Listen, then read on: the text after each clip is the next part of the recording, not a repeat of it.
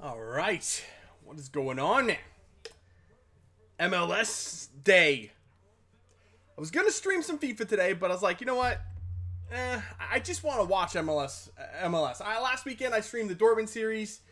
Didn't get to watch a whole lot of it, and then on Sunday last week I was at the Sounders game, so I didn't get to watch it then either, other than the Sounders game itself. So today I just want to hang out, watch some games. I've already watched one. I watched the Columbus and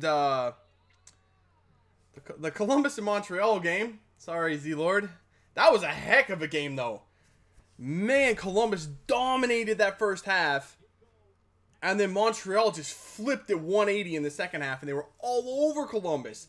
I don't think either team really deserved to win that game, as bad as each team was in each half. Like, Columbus was great in the first half, bad in the second. Montreal was bad in the first, great in the second. I don't think either team really deserved to win, but Montreal definitely didn't deserve to lose. I was a little bit harsh on them, but that was a hell of a match. And then I watched the final 20 minutes or so of the Colorado and New England match. I wasn't going to watch that because those are the two teams I picked to finish last in both conferences. But that was actually, the final 20 minutes was really entertaining. It was actually really, really good. And then Tierney with a free kick to win it in the dying moments. That was a great free kick. Beat Tim Howard. Nothing he could do. What has been some really, really good, high-quality matches so far today. Watching LAFC game? I am. Vela almost had the first goal. I'm watching it right now. It's like right below the camera. Full screen this time. I'm watching it intently. So yeah. Today it's all about MLS. And I even have the little ticker down there for you so you can see the scores from the day. Got that set up. It's all good. It's a good day, man. Zarda, it's good to say that Zardes is back. Yeah, man. Yo, I've got him on my fantasy team. The boy is hot. I told you guys. It's all going to come down to Zardes this year for Columbus. If he's good in scoring goals and can be that striker up top for them, they're going to be a great team. He's got 3 goals in 2 games. He looks pretty freaking good. So, definitely think he looks like a good player. He looks like he's going to be a top striker for them. Do you have a fantasy league? I do. It's open to all subs. Or it's open to it's pretty much open to anyone. Let me find it real quick. I don't know if you can still join, but I'll put it in here anyway. Invite. Copy and there you go. Anybody is welcome to join. I had 4 Columbus players in my starting 11 in this week for fantasy. Zardes killed it. Got me plenty of points. Trapp, not so much. Abubakar did really, really well. Then I also had Zach Steffen again. Not the best. He only got me 2 points. A little bit disappointing. I'm thinking maybe I should have started Tyler Miller this week, but we'll see how Tyler Miller does. I don't like starting goalkeepers on the road. I'd rather start them at home. But that being said, I started Zach Steffen last week in Toronto, and he did great. Woo! Another close chance. You LAFC are all over RSL right now. It says you need a code? A code? I don't think there's a code. I don't have a code.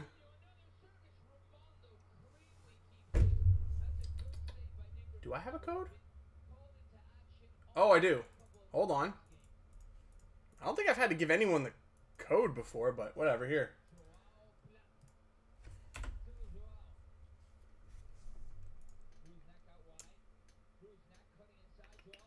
That should work. Oh, almost missed the... João Plata was popping it on goal. Almost missed it.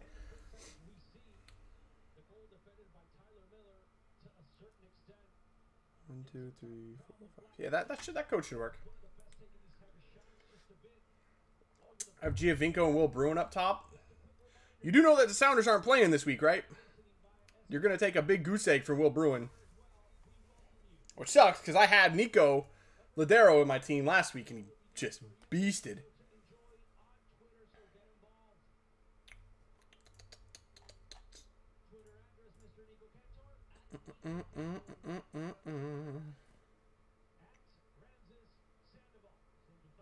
Do I have anyone from either one of these teams? I don't.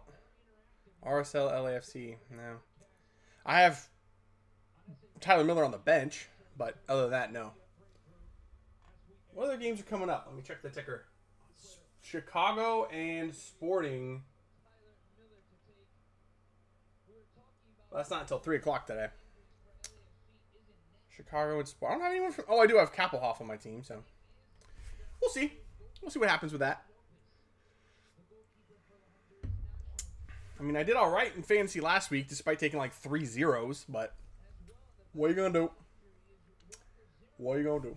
Do you think Bush is going to have a good season? I don't know. The keeper from Montreal, he's not like... He's nothing special. I mean, he's an alright keeper. It's hard to tell. That Montreal defense is hard to... It's hard to get a really good grasp of what they're going to be. Because, like, in the first half against Columbus, they were abysmal. Like, awful. And then the second half, I don't know if it was so much their defense, or it was just that they were in all-out attack mode, and Columbus couldn't do anything against them. But... I don't like their defense. I really, really don't. So I think that defense in general is going to struggle this season. What are your predictions for this week's games? We'll see what we have for this week. In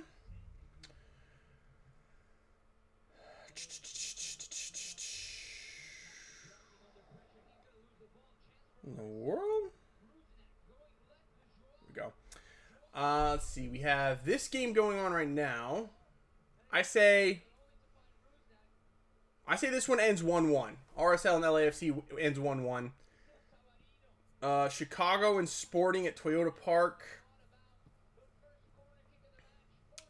Yeah, I say Chicago wins that one 2-1. I'll take Chicago in that one. Houston and Vancouver.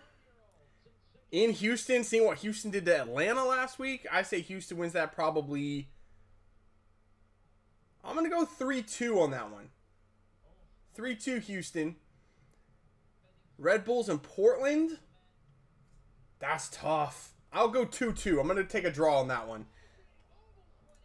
Shit, almost missed a goal. Tyler Miller's he's such a beast, though.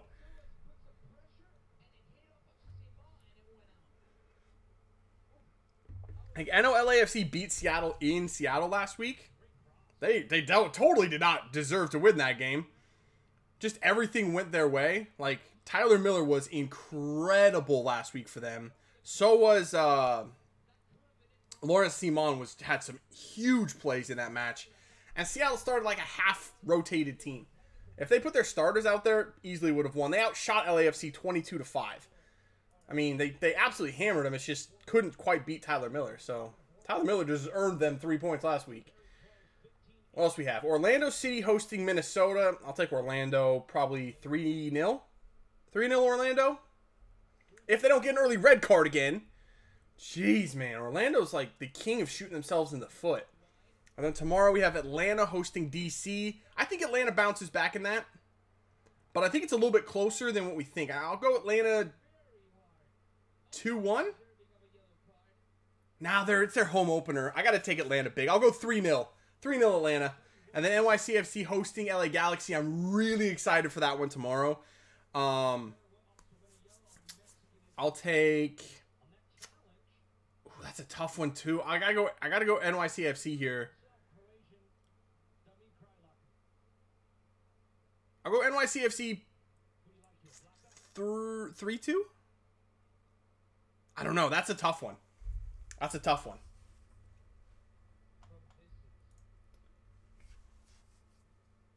Tyler Miller or Stephen Fry? You know what? I really had to ask that question many, many times when LAFC took Tyler Miller with like the first pick in the expansion draft. I rated him that highly as well. I knew he was going to be a starter in this league eventually. I almost wish that Seattle had just gotten rid of Stephen Fry or not protected Stephen Fry in that expansion draft and protected Tyler Miller. I think he's got huge, huge upside. Um, but I don't know. They're very, very close. I think Stephen Fry is probably the more consistent keeper he's going to be this season. But after a year, I think Tyler Miller's going to be right there. Tyler Miller's going to be good.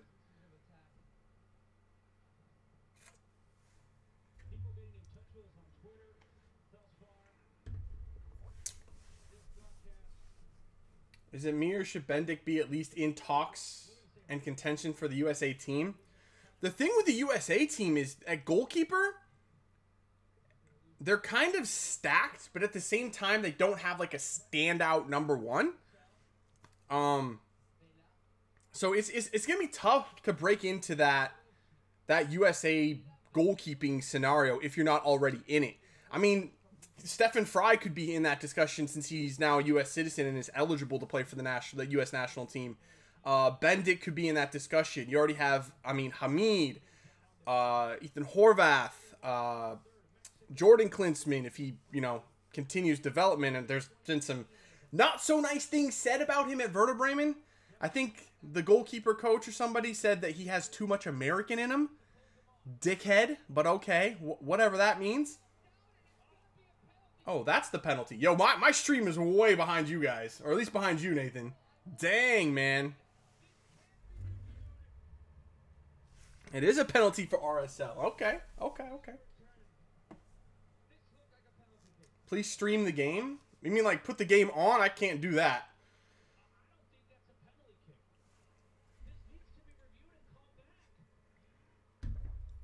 So, yeah, anyway, the goalkeeper situation, it's just so many keepers involved.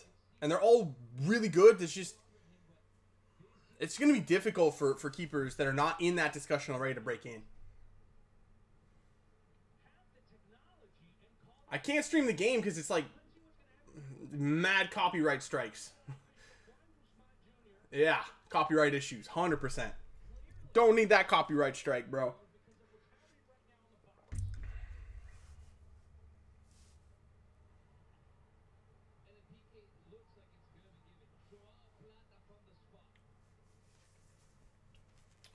I guess that's true. Maybe it's just that saves OC so much I'm biased. I mean, everyone's biased towards their own goalkeeper. It's understandable. I would love for Stephen Fry to be in the national team set up with the U.S. I think he's at least worth a look as well, but I understand if he doesn't get that look. I mean, like I said, just so many keepers, and it's hard to justify putting him over those that are already there and have been there for so long. So, yeah. Tough situation for U.S. goalkeepers right now. Woo, Tyler Miller. Oh, that's unfortunate. Saves the penalty, but puts it right back in the middle. João Plata. I should have put João Plata on the fantasy team. I just don't trust anybody to actually beat Tyler Miller.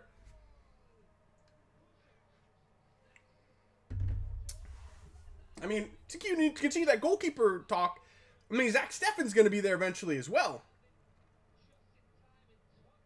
He made an incredible save against Montreal in that game earlier today, man. Zach Steffen was huge. Now, Montreal ended up scoring 2 on him anyway, but that second one that they scored, Raheem Edwards, that finish on the full volley, wow, that was a mad finish. I mean, it wasn't quite as good as Jamie Vardy's earlier today. That was an insane finish on the full volley, but it was good. That finish from Edwards was really, really good.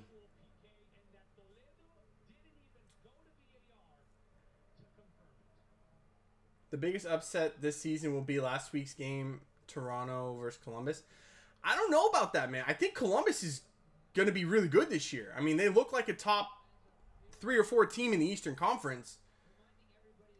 So, I don't know if it's that big of an upset. I mean, yeah, Toronto is good, but are they that much better? I mean, it would be more surprising if a team like New England went into Toronto and beat them. That would be a huge upset. But I think with the problems that Columbus gave Toronto in the playoffs last year anyway, I mean, Columbus is a good team.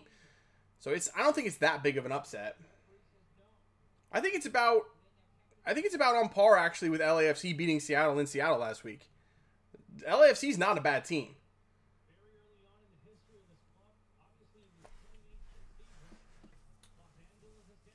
I'm actually, one of the things that interests me lately with MLS is the expansion teams.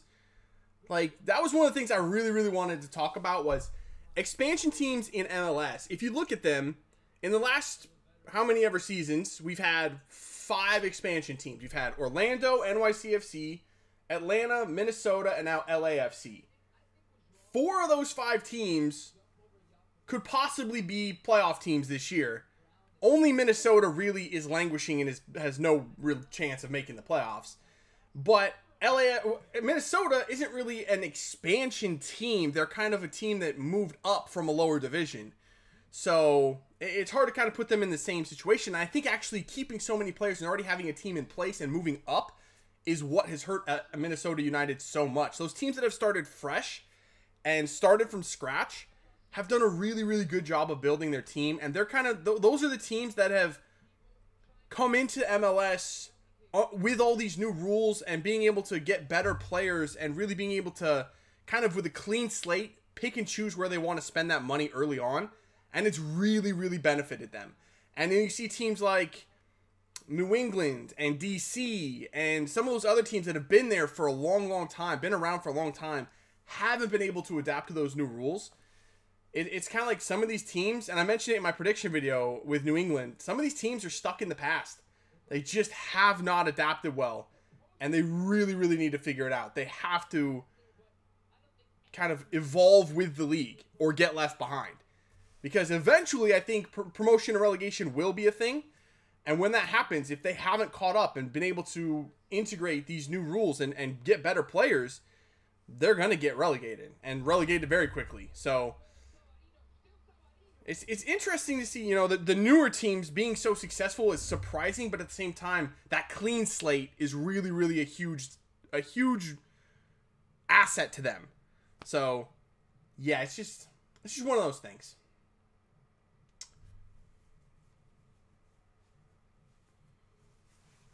The English commentators are pretty passionate about that penalty not being a penalty. Yeah, kind of. In my opinion, it's Houston battering Atlanta with that, especially with that scoreline.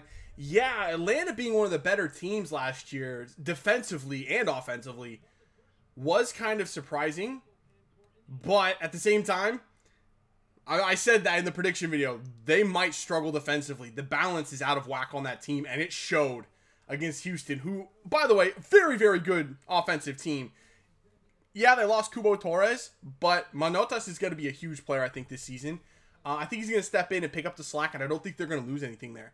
So, it's surprising. The scoreline was surprising. The fact that Atlanta lost, not all that surprised, but yeah, the 4-0 or whatever it was, and just not in the game at all whatsoever, that was very surprising for me.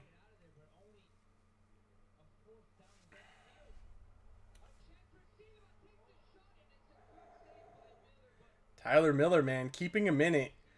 Tyler Miller's a beast. Oh, I wish he hadn't left. But at the same time, I love Stephen Fry. You know, Lawrence Simon made a mistake on that one. Just got beat to the ball.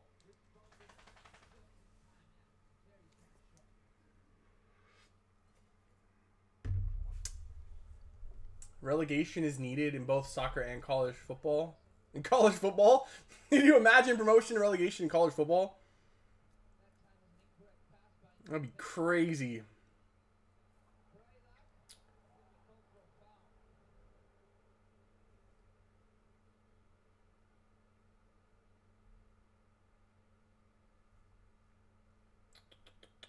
I think promotion and relegation in MLS, it'll come, but it's still a long ways off. It's not going to happen anytime soon. And I also, as much as, I mean, the promotion relegation thing, I think that's the final step for the league. And they're nowhere near yet. They're still adding teams. And as long as they're still adding teams to the league, it's not going to happen. They're just trying to keep everything balanced right now with MLS. Adding teams in, building the league up. And once everything is finally set and settled, that's when you'll start to see a real conversation about promotion and relegation. I'm guessing it's still at least like 10 years out, if I'm honest. And honestly, I don't mind it so much. I think that they've done a really good job building the league, and it's continuing to grow. So I think they've done a really good job with that, and they just need to continue on the path they're on. I think they have a clear idea and plan of what they're doing, and I think they're doing it for the most part pretty well. Who are you hoping for to get the next expansion sides? I was hoping for Cincinnati and Sacramento. I'm not sure. I don't really have a preference for who gets it. I would like to see at least one more team in California or on the West Coast somewhere. And honestly, where else is it going to be on the West Coast? Yeah, Washington, Oregon, and California. So it's going to be California. So, I mean, one more team in California wouldn't hurt.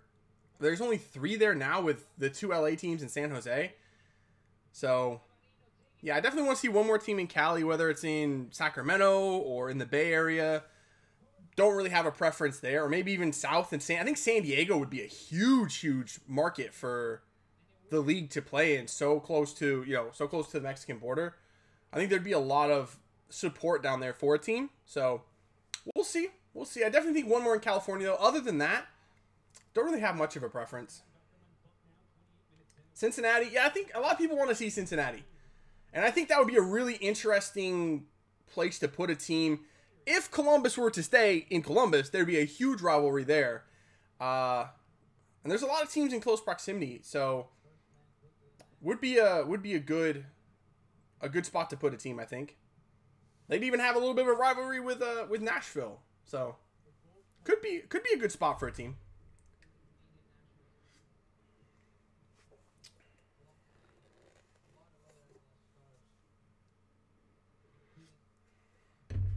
Did Rossi score? Dude, my stream is so far behind. Hold on, I'm gonna refresh.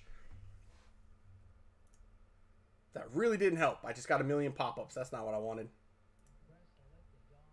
Yeah, didn't do anything. I don't know why I'm so far behind.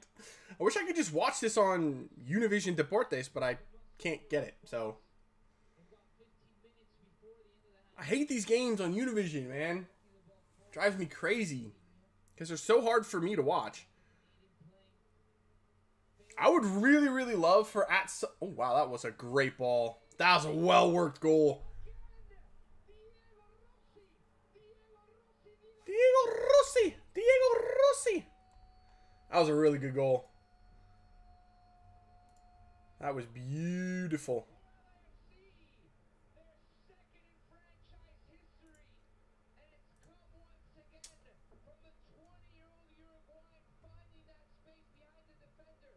I was hoping for Detroit, and then I heard they would play at Ford Field. I was like, nope.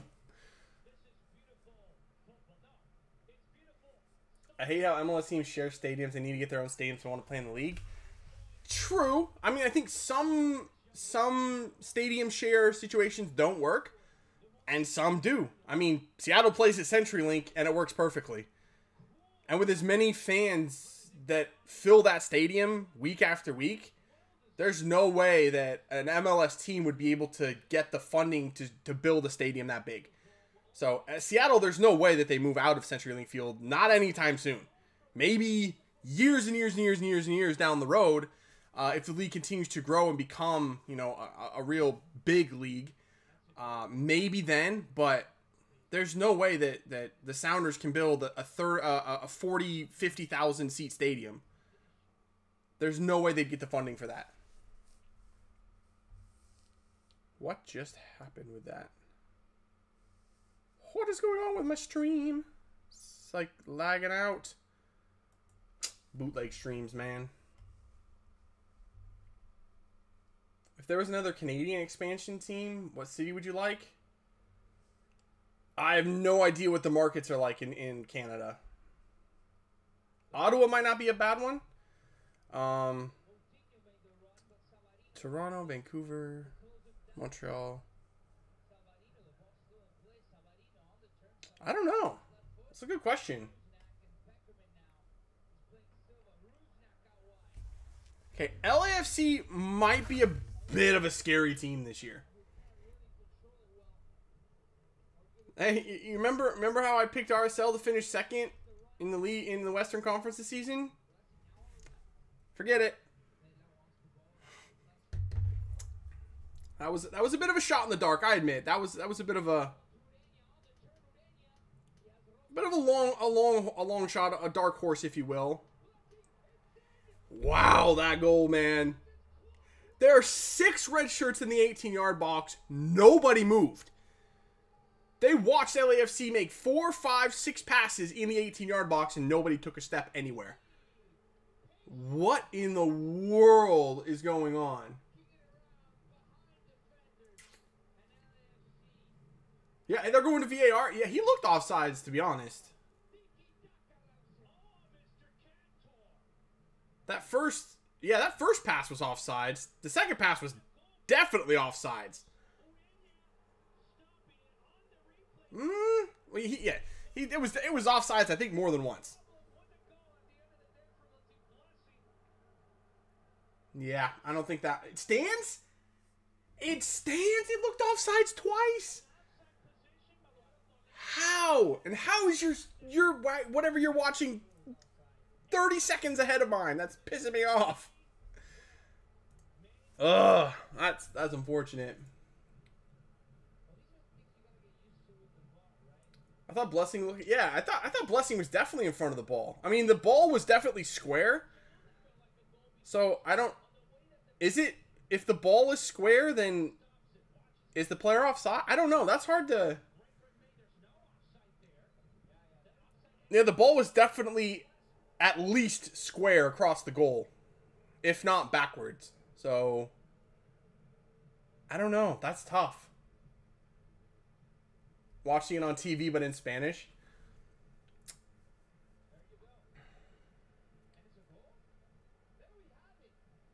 Well, Ottawa, so there'd be a big rivalry with Montreal and Ottawa.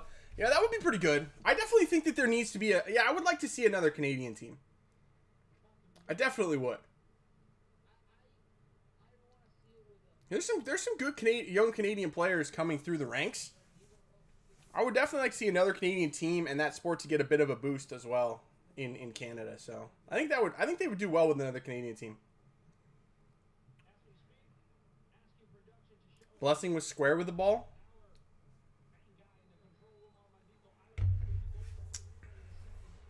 Yeah, that was poor defending from RSL, man. That was really, really bad.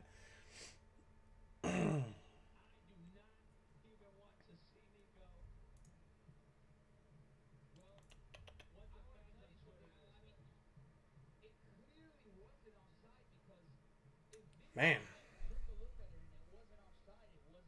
I really thought this RSL team was going to be better this year. The way they finished last year, they were so good. And now they look like the same old RSL team. They look like the first half RSL team, not the second half.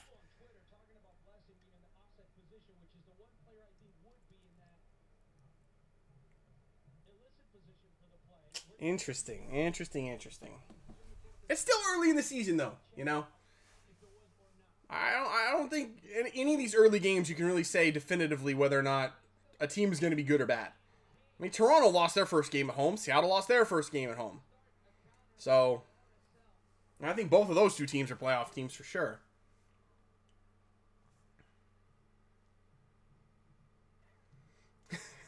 Does anyone else feel like if you did something wrong to Bob Bradley, he would hunt you down? Yeah, he does look a bit intense, doesn't he? He does a bit.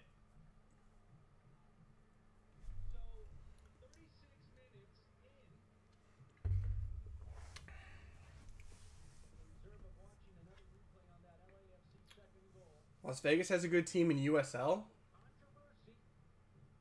Yeah, they're not bad. I know S2 has played them a couple of times. The Sounders' second team. No, not recently, though, I don't think.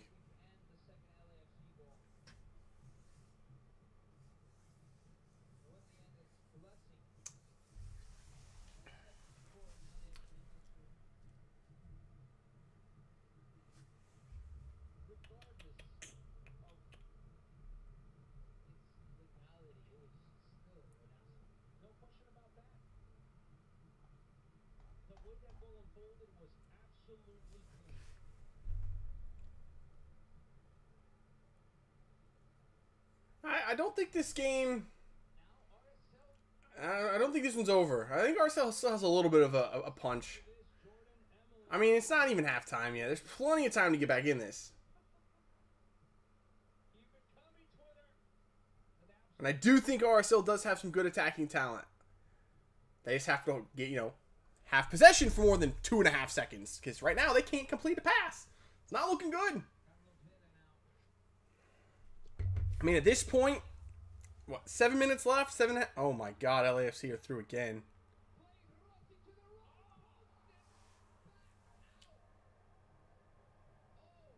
How? Oh, that's what you're talking. How did Diego Rossi miss that? It was an open net. He hit it off the post. That was literally... How did he miss? The keeper was gone. There was literally nobody in front of him. It was a tap-in. Oh my God, Rossi should have 2.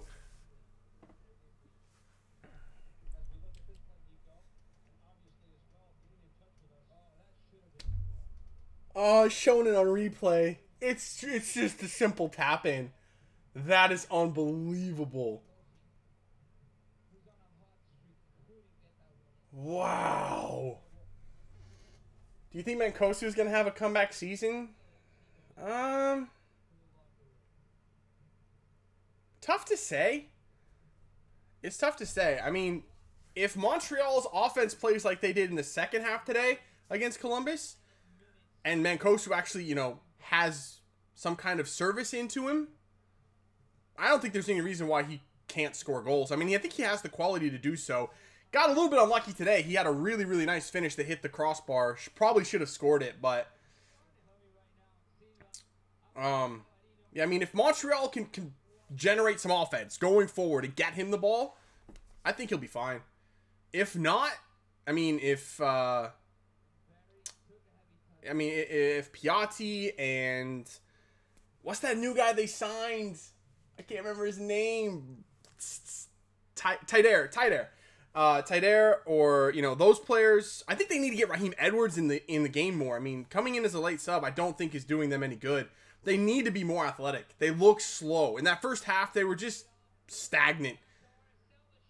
And they were better when Edwards came on. They were better in the second half in general, but when Edwards came on, he definitely helped out, gave them pace up the wing, which they just don't have.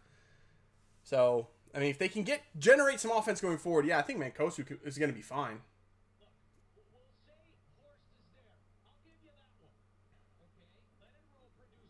How good do you think the Crew are going to be this season? I'm still going to pump the brakes a little bit on them. I think I picked them to finish 6th in the East. I'm not going to put them any higher than probably 4th still, just because of how young the team is, and it showed in the second half. They're going to be wildly inconsistent at times. In the middle of games, just like they were today, they're going to flip the switch on and off, and it's going to be frustrating as hell at points. I mean, I think they start more teenagers in the starting 11 than they do players over the age of 30. I think only Higuain is over the age of 30 in that starting 11. So it's a young core. And then they are going to make mistakes, and they are going to have those moments where they just switch off. They start going into the coast mode, and they get overwhelmed like Montreal did to them today.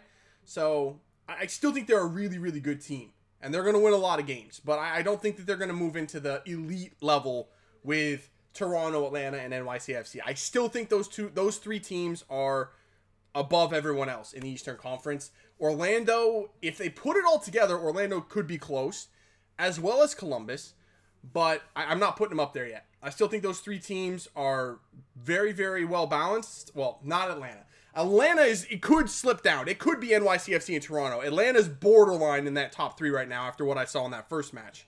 Because that was exactly what I was worried about happening, was their balance is completely off. But NYCFC and Toronto are extremely, extremely balanced and well-built teams.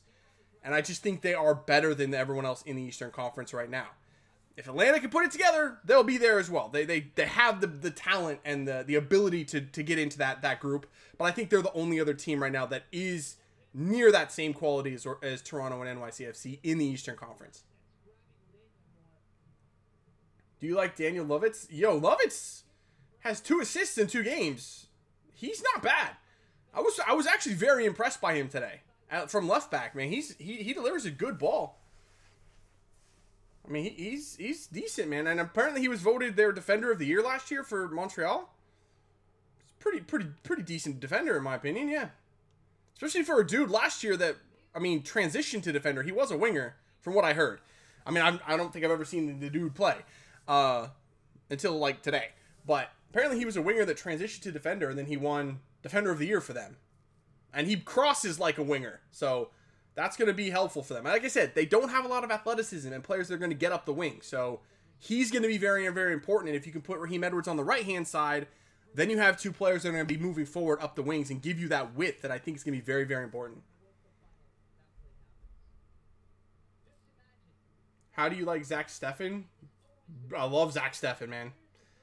He's a great player. Or he's not a great... He's gonna be, I think, a great player. I can see him and Jordan Klinsmann right now. I can't choose between them as which one I think is going to be the future goalkeeper for the U.S. national team.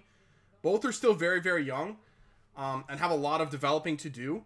But, I mean, at this point, I might even say Zach Steffen has the edge up. Just because he's playing more consistently. And he's developing, I think, quicker than Jordan Klinsmann is right now. Klinsmann...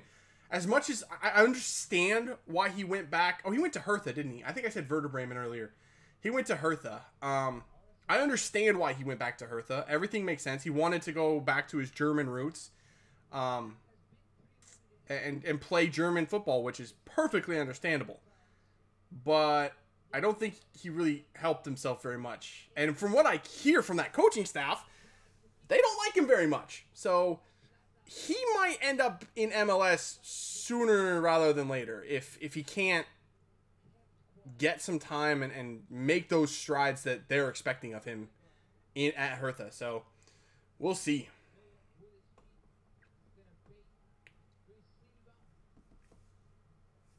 How long do you think it will take for nationally televised matches to not involve Atlanta or LAFC? I don't know, man. I don't know. Seattle always has a lot as well.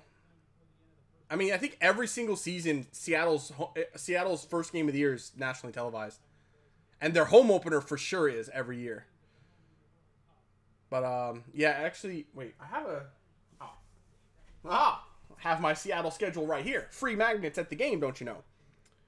So, yeah, LAFC was nationally televised. They have for instance... every game in the month of April for Seattle is nationally televised. 2 on ESPN and 1 on Fox Sports. So, there you go. And I'm not complaining. Because if it's on ESPN, I can watch it easily on live stream. If it's on Fox Sports, I'm a little bit dicked because I hate their live... They don't really have live streaming on Fox Sports, so sucks. What I really, really would love to see from MLS, I know right now it's not feasible, but...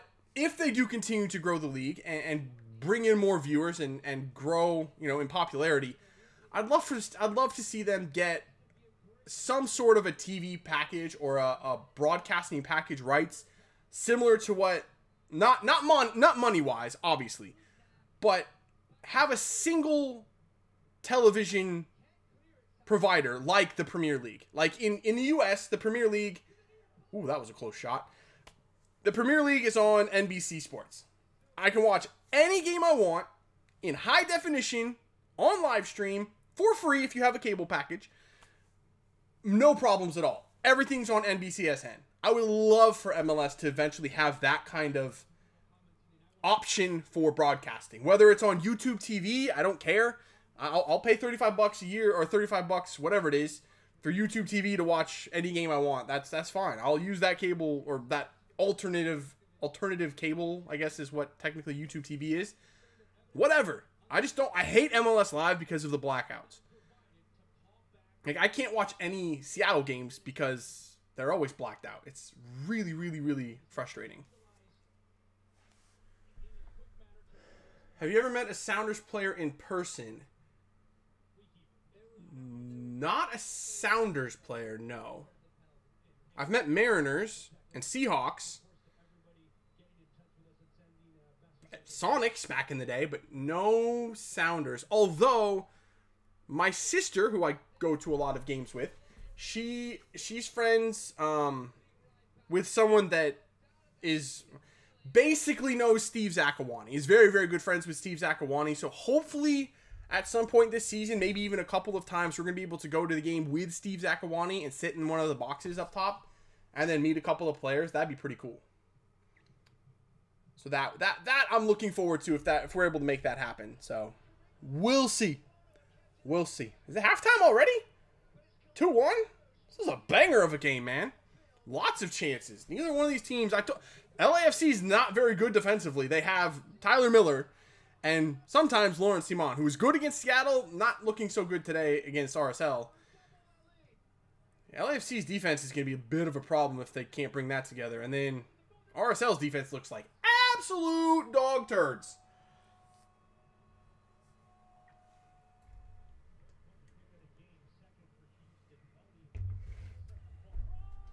Is Will Trapp good in your opinion? Today he had several great balls and looked good.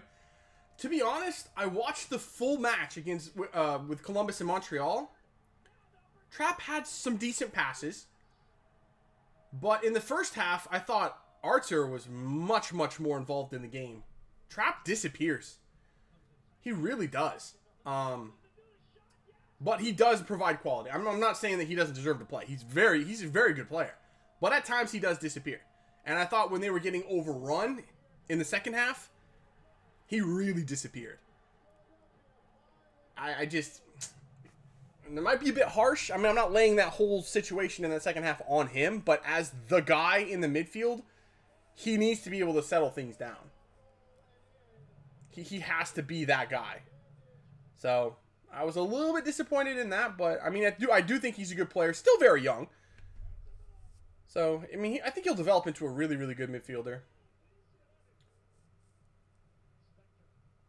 How do you like Sounders, Toronto, and New York's chances to move on to the Champions League?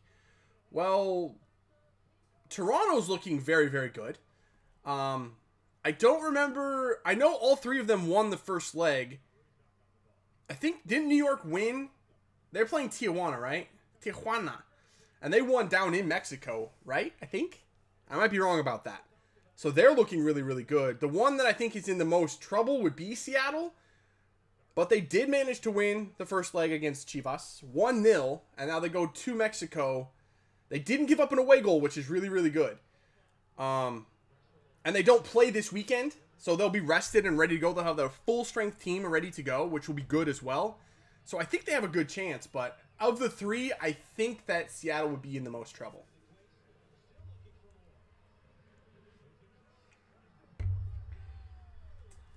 I don't like Toronto's chances as much since Tigres got an away goal. Yeah, I mean,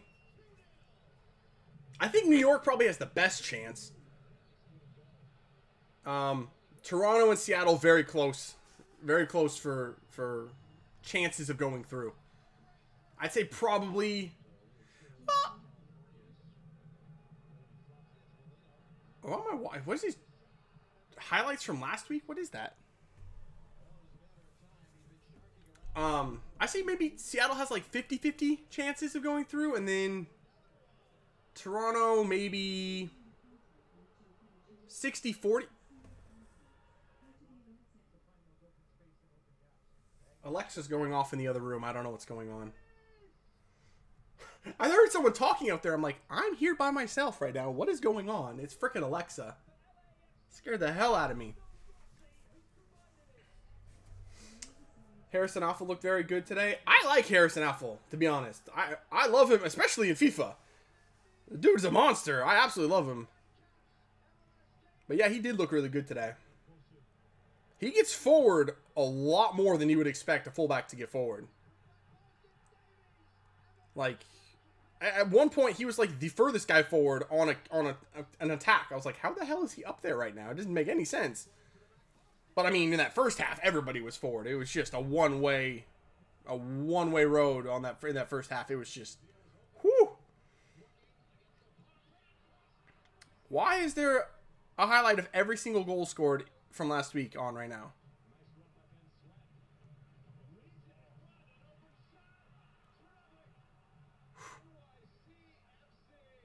NYCFC, man, last week. Damn.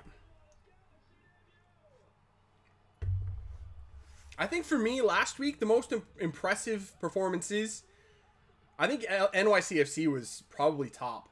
Houston was very close.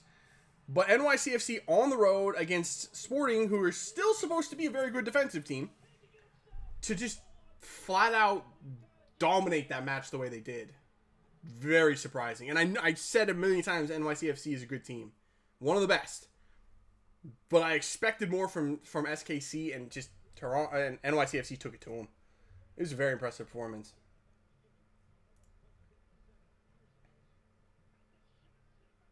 Now, individual performances, probably Ellis from Houston. That dude, I wasn't even playing for Atlanta, but he scared the shit out of me. He was relentless in that match. Wow, he came out with a point to prove, and he fully proved it. He was terrifying last week. Montreal got Rod. Yeah, I saw that they got that dude from Marseille. I don't know how much of an impact he's going to have. I mean, he's like 35 or 36 years old. We'll see. Oh, he's 36.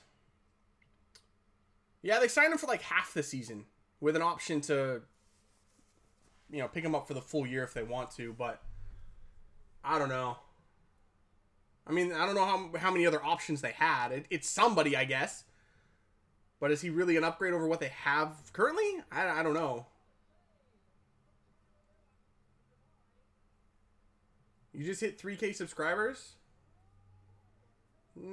Sort of. I've been on 3K subscribers for a while. For like a couple months. The subscriber count thing on YouTube has been funky. Like recently, I'll get like 8, 9, 10 subscribers for like 3 consecutive days. Like go up by 8, 9, 10 subscribers for 3 days. And then the next day, like the 4th day, I'll drop like 30 subscribers. I don't know what's going on right now with subscriber counts. It doesn't make any sense. I almost dipped down below 3K today. Like yesterday I was on like 3,050. And today I woke up and I was on like 3,003. It's like, what the... That doesn't make any sense. Like I lost 45 subscribers overnight. Why? How? What? YouTube's broken though. I mean, it always is, right?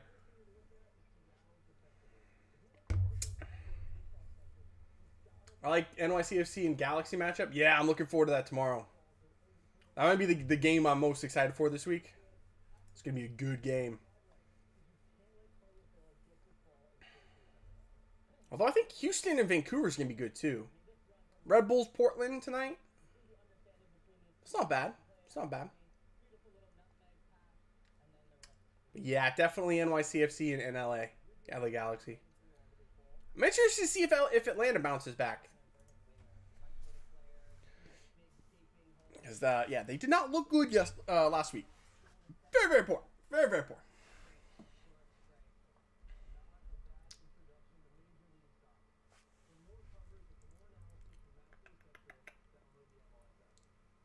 Any bold predictions for USL? Since it starts the 24th, man, I don't watch any USL.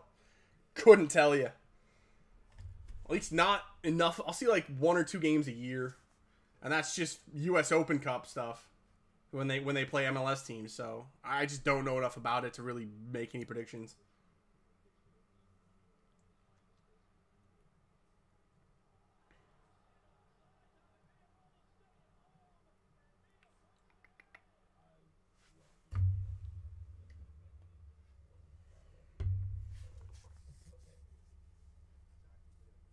What are the chances the Crew move? I don't know. I don't know, man. I want them to stay. But I don't know. I mean, even like today I was watching the game and I know I'm a Seattle guy and I go to the Sounders games and the stadium's like always sold out. And there's just amazing fan support. But I was watching that game today and I guess I'm just used to that. And I was looking at the stands, like during the game, they're barely half full. if there's not going to be the support for the team in Columbus, and I know that there is a lot of support, but I mean, they're a good team this year. They should have a lot more fans there than what there is. So if there's not going to be the support there, maybe they should move. You know, I don't know. I don't know how much support I don't know how much more support there will be in Austin or San Antonio, or wherever the heck they're planning on moving, Texas somewhere. But I don't know. It's disappointing when I see that. When I know that these teams, like Columbus especially, I think is one of the top teams that is going to be good this year, but has so much good young talent. They should be good for quite a few years to come. I mean, there's a lot of things to be excited about with that team, and to see the stands half full just doesn't make sense. You know what I mean? Like, there should be so much more there.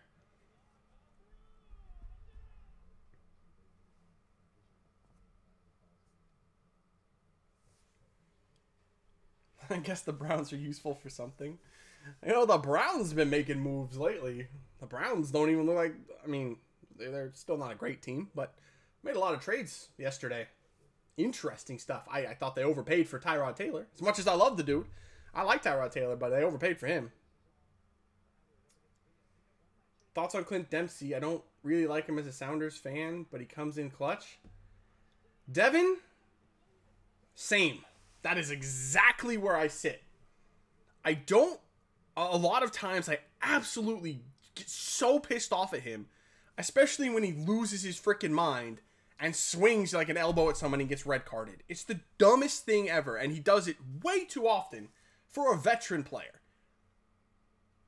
But in those big games, in those big moments, he does tend to come up clutch, and his quality is still undeniable. His touch and his passing is still, especially in and around the 18-yard box, those key passes, better than anyone else on the Sounders, including Nico Lodeiro. So, as frustrating as it can be sometimes, you kind of take the bad with the good.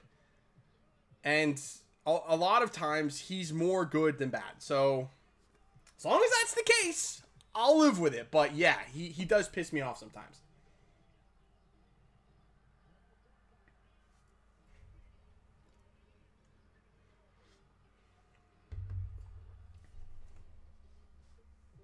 What would you do if Liga MX and MLS came together and made a league together? Like a full-on, like they just joined leagues? That would be interesting.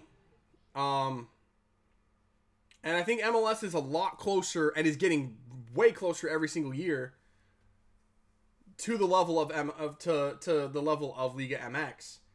I still think Liga MX is a little bit better, but it would be interesting because I think I don't think you would have to have promotion and relegation then, because Liga MX already has at least two top tiers or two levels. They have the Liga MX and then I can't remember what it's called. I can't remember what their second league is, but so they already have promotion and relegation. Although I didn't I hear something about they were suspending promotion and relegation for a couple of seasons or something. I don't know, but you would have to have promotion and relegation with all those teams coming together. It would be very interesting.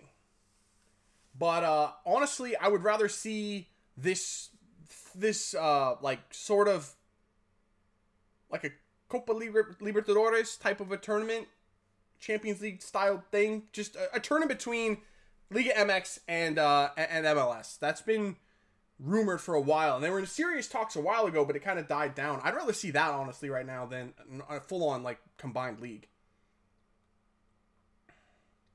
Thoughts on Fortnite?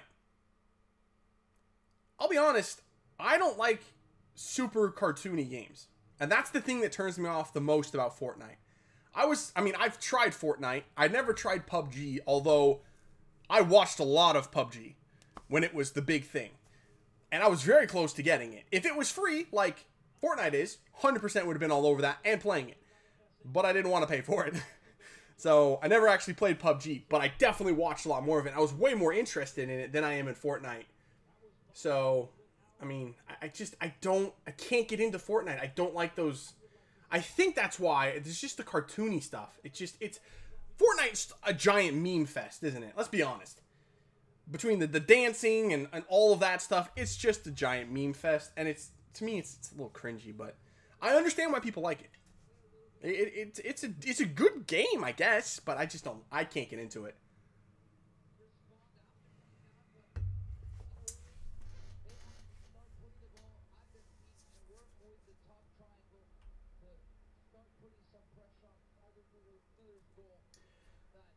Joey, I tend to agree. I don't think MLS is soft necessarily.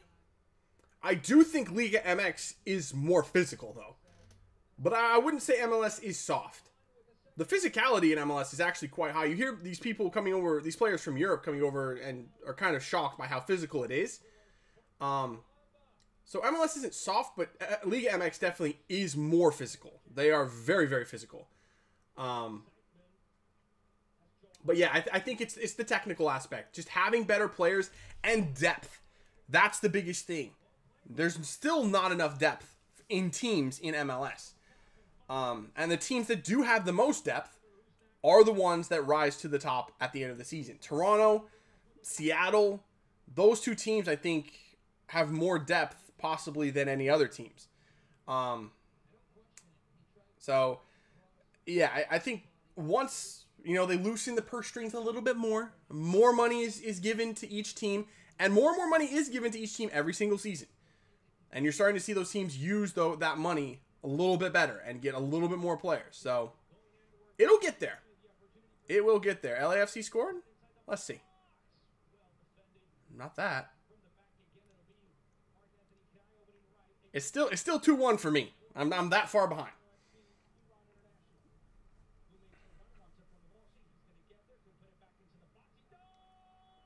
There's the goal. Who was that?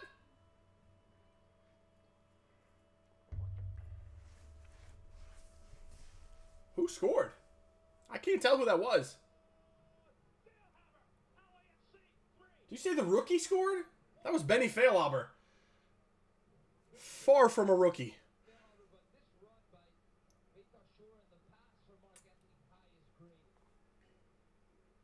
I loved that pickup for LAFC getting Beitashour from Toronto. They made so many good moves before the season. That run from Beitashour was just pure class. Like, it was the perfect time, the perfect weighted pass to him, and then the perfect ball in for Feilhaber. He just brings a lot of quality to that team. Who do you think will go to MLS Cup final? That's a crapshoot. The playoffs are an absolute crapshoot. Depends on the health of teams. I mean, you have to really kind of base it off of depth right now, and I would say Toronto and Seattle. Again, probably for a third time in Toronto. But it could be anyone's game. I mean, I think if Seattle picks up a key injury, I think if Nico Lodeiro goes down for Seattle, they're in a world of hurt. I don't think they cope with the loss of Nico Lodeiro. Whereas we've seen Toronto deal with the loss of Giovinco for periods of time and Jozy Altidore. So I think they have a little bit more coverage. But the West is so wide open this year. It's so wide open. I have no idea who's going to be there for the West. I mean, it could be one of possibly, I think, 8 teams. I just don't know. No idea.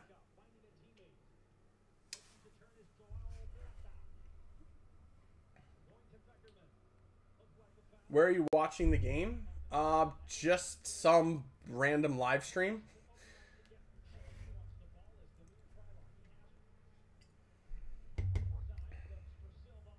LAFC look like they've been playing together for 3 years. It's fun to watch.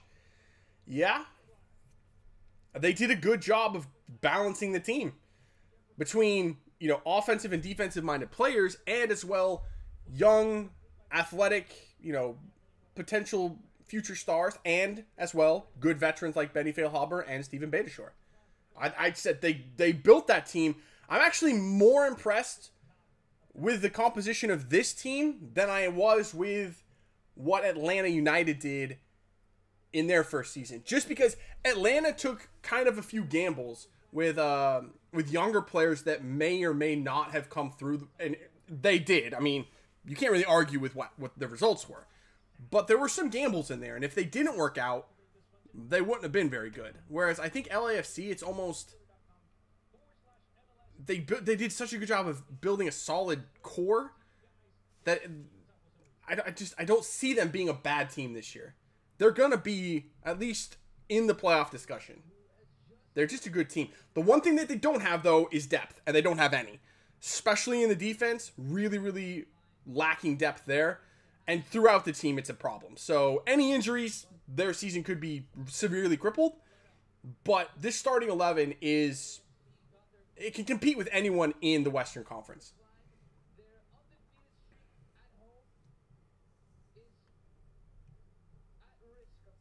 I got Toronto versus Houston. It's not bad. It's not a bad shout. I mean, Houston also pretty young. I mean, their starting striker Manotas is very young, so he may go through some growing pains. I still think he's a good player. I think he's gonna have a good season, but it's not bankable. Let's say that it's not 100% that he's gonna be great. But yeah, Houston definitely looks like a good team. If that defense holds up, they're gonna be a really, really dangerous team.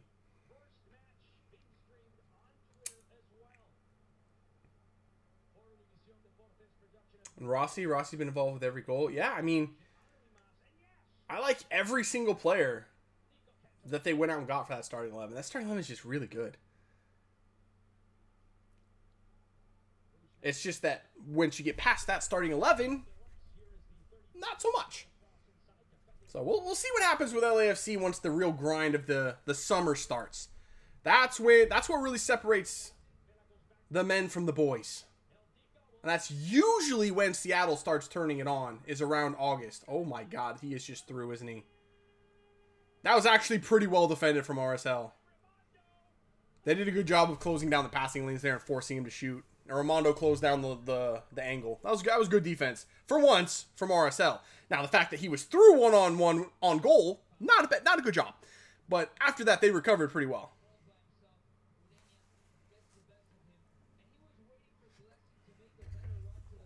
Wait, is this thing live streamed on MLS on Twitter? Because if it is, I'd rather watch it on there. Oh shit, it is! Won this shitty stream. Where are they? 52 minutes. No, I'm about the same spot. But there's the 30 seconds I was missing. Why I was so far behind. Boy, the quality is ass cheeks, though. There's some red pixels playing some white pixels out there. Good lord. What happened? I clicked off. Wait, no, I didn't. Did I click off? It's not much worse than what I was watching, so I'll take it. Yeah, definitely. Yeah, Twitter. Go to Twitter. Go to the MLS page on Twitter. Live stream right there. Boom. I'm now on that, so I'll be linked up with you guys. And now the quality seems to have cleared up, which is nice. You know, if they live stream every game that's on Deportes, or not Deportes, on Univision on Twitter, I'll be a big fan of that. Yeah, the quality's better now. It was just the initial couple seconds, I guess. Hands down, can't wait for the Portland and Seattle rivalry games. Yeah, buddy, me too. They play in Seattle on June 30th, which is my brother's birthday. So, you know we're going to that. As if there was any question, I go to every single one. I haven't missed a Seattle-Portland game in like 5 years, so. We'll be front and center for that. Do you watch Harry Potter? Congratulations, you win most random question of the live stream so far. Yes, I've seen every Harry Potter film, if that's what you're asking. Except for the games in Portland. Yeah, I'm not ballsy enough to go down into that deep, dark hell and wear rave green. Their fans are a bit crazy. Not that Seattle fans aren't. Equally as crazy, but yeah, I'm not ballsy enough. See, at least Portland fans, when they come to Seattle and at CenturyLink Field, they're up, sequestered away from the rest of the stadium. There's no Seattle fans even on the same level of the stadium as them. They have their own level, so they're very, very safe and secure. No worries at all. In Portland, not so much. You're just mixed in with the Portland fans, and I'm scared. Not gonna lie. Those hipster guys down there, they ain't messing around. I ain't going to go down there. As a dude for Michigan, I'm hoping Detroit can get a team in the next 3 years. Yeah. Yeah, I mean, Detroit...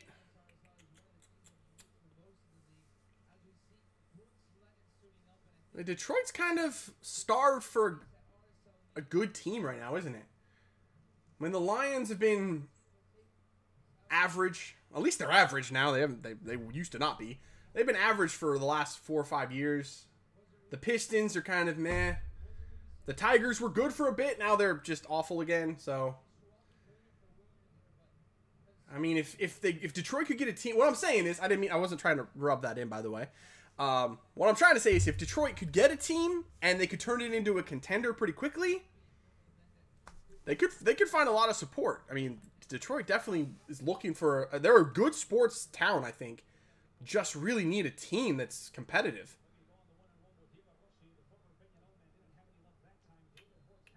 The Pistons are absolutely trash.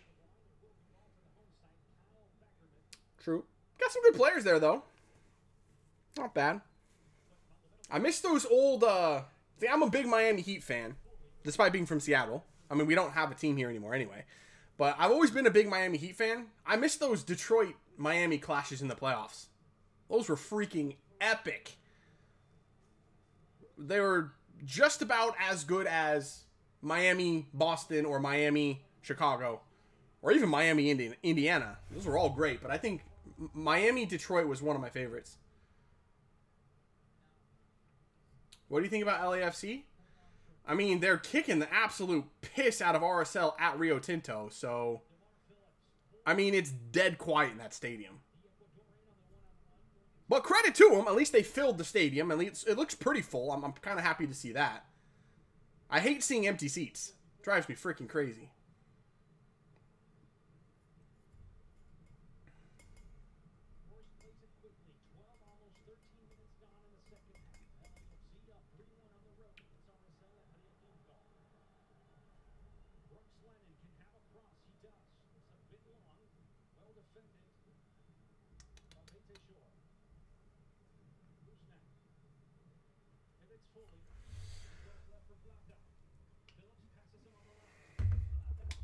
Thoughts on Ottawa Fury?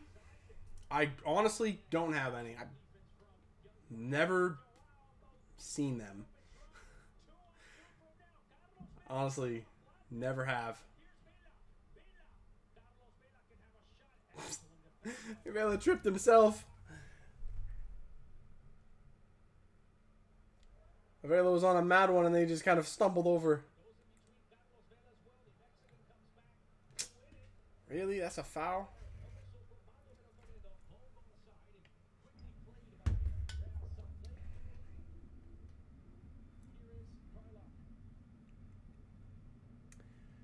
Well, let me throw a question at you guys.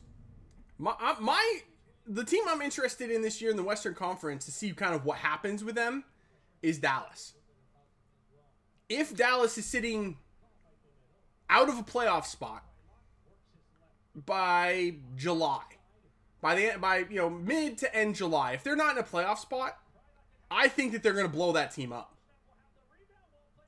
I think that they're going to... I mean, they almost sold a couple of players last year. They might completely just blow that team up. So, I guess the question is, do you think Dallas can get it done this season? They weren't very inspiring in that first game of the year. They did all right.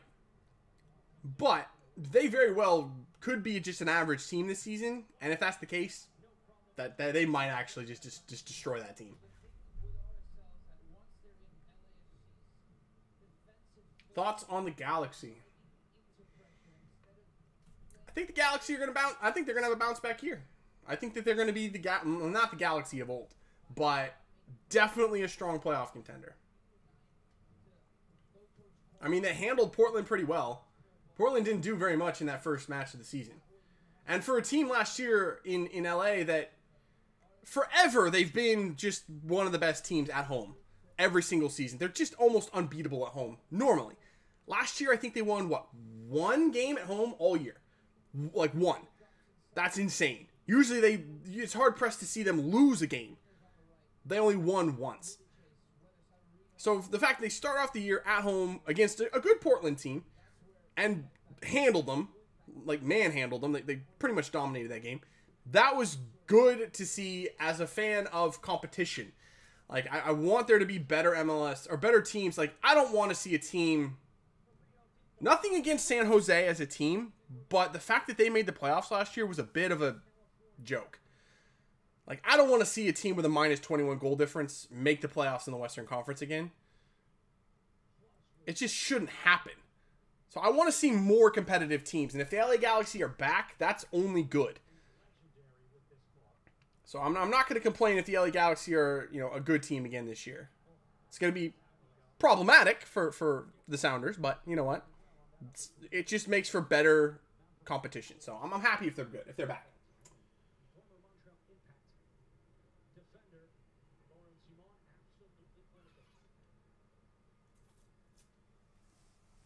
Simon did better in his first game at LAFC than he did last season for Montreal.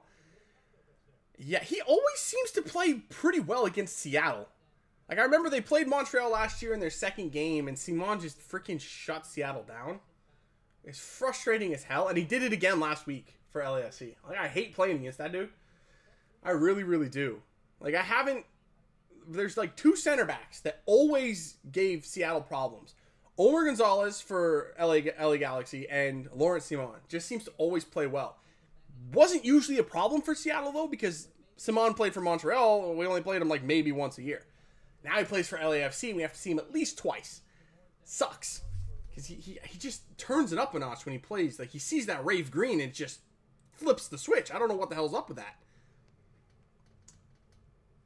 KSI or Logan Paul?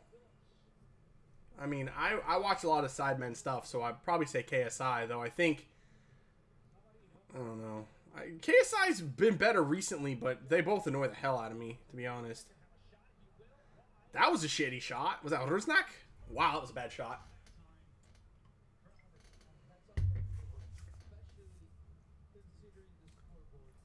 What do you think about Bob Bradley? I think he never should have taken that job at Swansea. He was in way over his head. I mean, he was thinking he was way too big for his boots. All right, he thought he was good, man. National team coaching in. I think he was in. Was he in the second division in France, or was he in the top division? I can't remember. But that was just a bad situation. Like, the American owners wanted him there. Nobody else did. And it was just not a good decision on Swansea's part. It was not a good decision on Bob Bradley's part to take that job.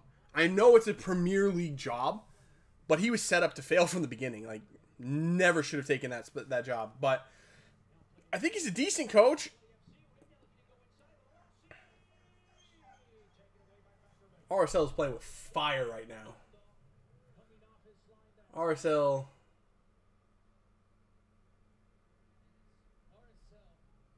It's less than 30 minutes left. If RSL doesn't get the next goal within the next couple of minutes, like the next 10 minutes, they need to get the next goal. Or this game's just going to freaking tailspin into oblivion for them. They might end up losing this thing like 5-1.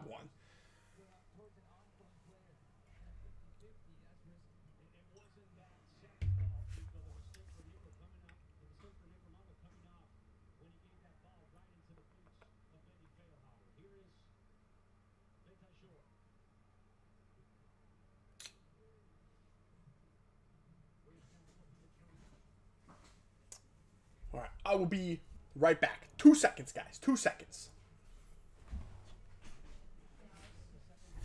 Whoa. Sorry, live streaming. That would be Chris. Oh, how was work? That's a positive. Huh.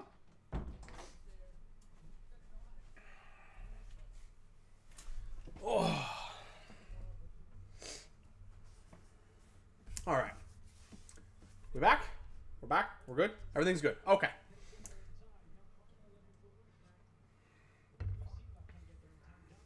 What do you think? Biello getting the assistant coach for the Canada men's national team.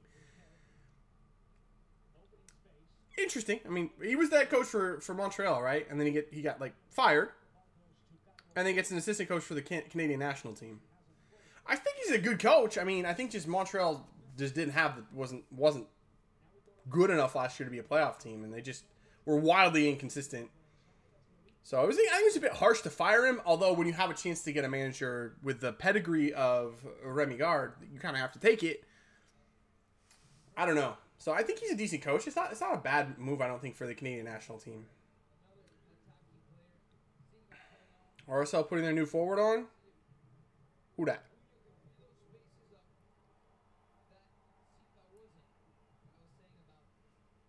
Who is that? I don't know who that is. Nico Ladero, I think he's kind of turning in too much of a Clint, but I still like him. I don't think he's turning into Clint Dempsey. Now, as much as, I mean, we talked about Clint Dempsey earlier and how much he frustrates me on the pitch. I think off the pitch seems like a really, really good mentor for the younger players coming through. So I think he does have, I mean, I think he plays a huge role in the team off the field. And I do like his leadership ability off the pitch. It's just he makes really, really stupid decisions attitude-wise on the field. But Nico, I haven't seen anything from Nico that would say he's turning into too much of a Clint Dempsey type. I think Nico Ladero is just a fierce, fierce competitor. So if something doesn't... Oi! It's a bit of a trip. Anyway, yeah, I think if things like, I don't know. I don't think Nico's a Clint Dempsey type, in my opinion. I think the announcer said LAFC's yet to make a change. It's because they don't have anybody to change. Who are they going to bring on? They got no depth.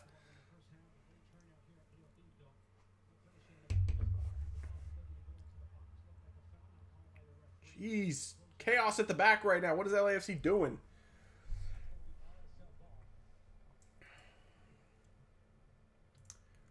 Do you think Jordan Morris should have went to Germany instead of staying in the U.S.? I don't know. It's hard to say. Because honestly, from day one, Jordan Morris doesn't really fit in the Sounders team. With the style that they play, and I mentioned this in that prediction video, with the style that they play with a single striker up top, that does not suit Jordan Morris. It doesn't. And when he made his decision to stay and play at Seattle, they had Obafemi Martins too. There was nowhere for Jordan Morris to play. He flat out didn't fit the team at all. Then they were going to try to transition him into a winger. And then Obafemi, you know, they got the offer for Oba from China. Oba decided to go to China, and then they had Morris to play striker. But they played him there, and he still didn't fit because he doesn't play well in a single striker formation. He plays better when there's somebody close to him, another striker up top to take the pressure off, you know, occupy the center backs, and he can make his runs off of that. He's very, very effective at doing that. And a lot of time in the national team, they'll play a 4-3-3, and they'll have a couple players up top next to him, or they'll play a two-striker formation, and he'll be very, very effective. And that's why you see him a lot of times in the national team look like, you know, a player that could be the striker for the U.S. national team. And then he'll come back to Seattle, play in that system, and it just doesn't work. So I love Jordan Morris, and I really thought maybe this year he takes the next step and he becomes more versatile. You know, he learns the wing position a little bit more. Maybe he you know, learns how to play up top as a striker. I don't know. I thought he could have a good season this year, a breakout year. Obviously, that's not going to happen with the knee injury. As far as going to Germany, would that have helped? I don't know, because I don't like Werder Bremen, and I think that team is a bit of a disaster. And that was the team he got the offer from.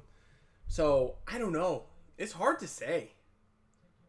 I don't know if he would have featured in that team at all, or, you know, if he was going to come in and just, you know, play with the younger play. I don't know. It's really, really difficult to say if it would have benefited him at all.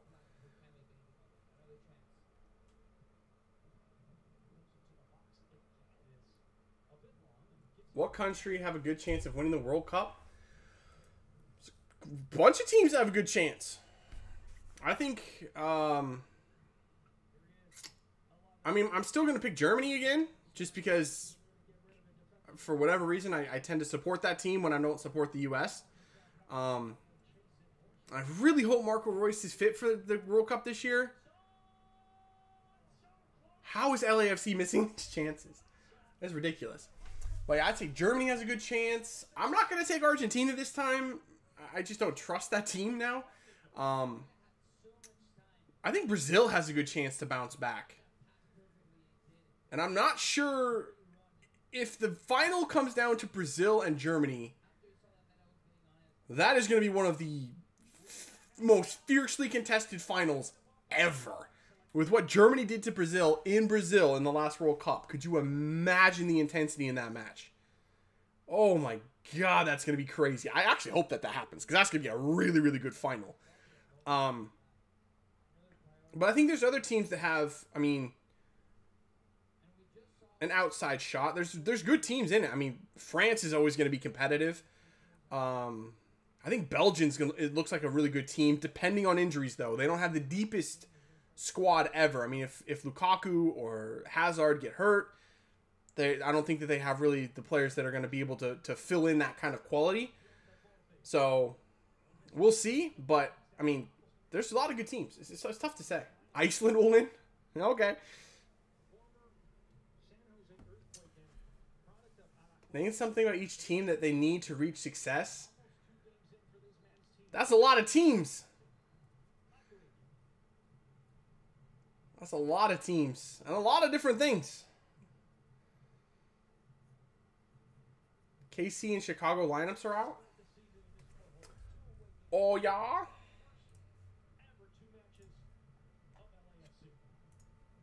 Let's see.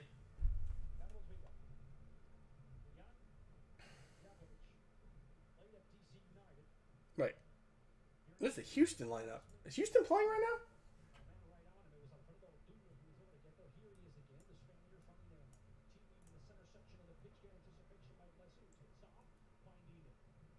No, Houston's not playing right now.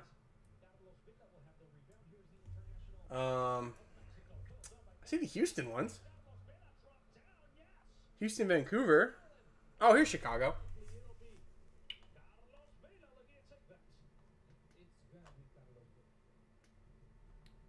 Let's see. I see Chicago. Who else are there? Chicago SKC. Let's see. Chicago. Nikolic up top. Katai on the left. Soliniak on the right. Schweiny's playing Cam.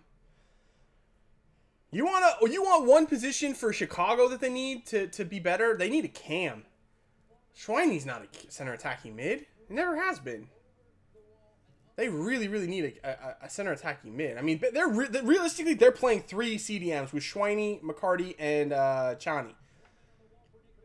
They need a Cam. They need something creative in there behind Soliniak.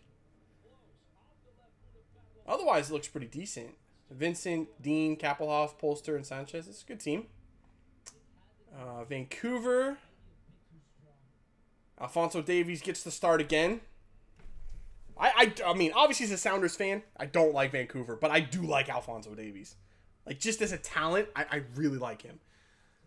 Tybert, Reyna, Nerwinski, Kamara, of course, Mon, De Jong, Felipe. Oh, the new Felipe. We'll see how he does in there. Efren Juarez. I don't know who that is. Interesting. When does Houston play? I kind of want to watch Houston, if I'm honest. Houston, Vancouver. I don't really particularly want to watch Chicago Sporting. Houston, Vancouver. So Houston has got Manotas up top. Wenger. I keep calling him Wenger. It's just Wenger. Andrew Wenger. Martinez and Ellis. That's so good. Alexander and Sarin in the midfield. Beasley, Leonardo, Senderos, and Machado with Sights in goal. Solid team from Houston. Very, very nice. Chicago needs a goalkeeper? Possibly.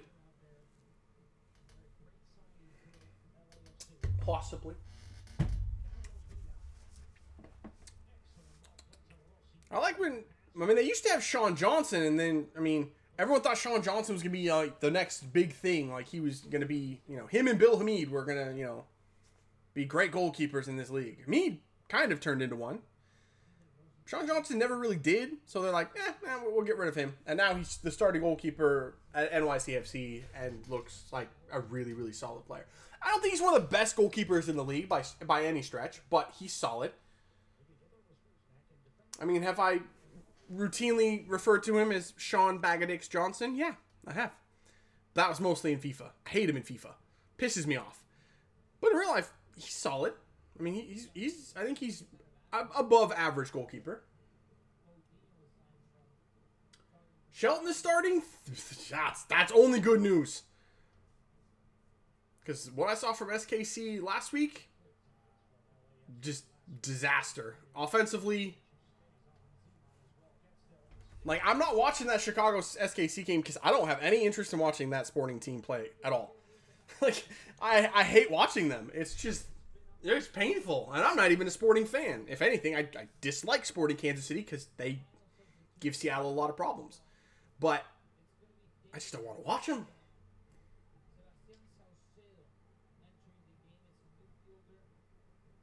Doing an Orlando City team, it's good attack, but defense is weak. Really? The defense is weak? You sure? You have the new updates, right? You have Sane and the heck is the other dude's name? What the fuck is it? What is his name? The other center back in Orlando, the American, Spectre. That's one of the best center back pairs, I think, at least experience wise in MLS. But and then they have a lot of good young fullbacks too.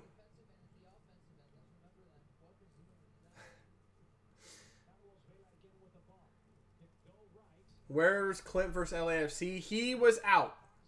I think early in the season they're prioritizing the CONCACAF Champions League, so he wasn't even in the 18. Yeah, they're focusing on the CONCACAF Champions League early in the season, and it's working. So, not going to complain about it. I mean, we can afford to drop points early in the year, especially in the West that's wide open. You're never going to be out of it in the Western Conference.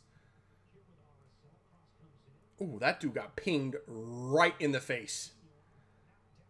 Moutinho was good last week against Seattle as well. Who replaced Morris? It's hard to say who replaces Morris because I really don't know what position Morris was playing. Was he the striker? Because if so, Will Bruin. At winger, Henry Wingo, who has been very, very good. He started against LAFC. I thought he was our best player in the first half.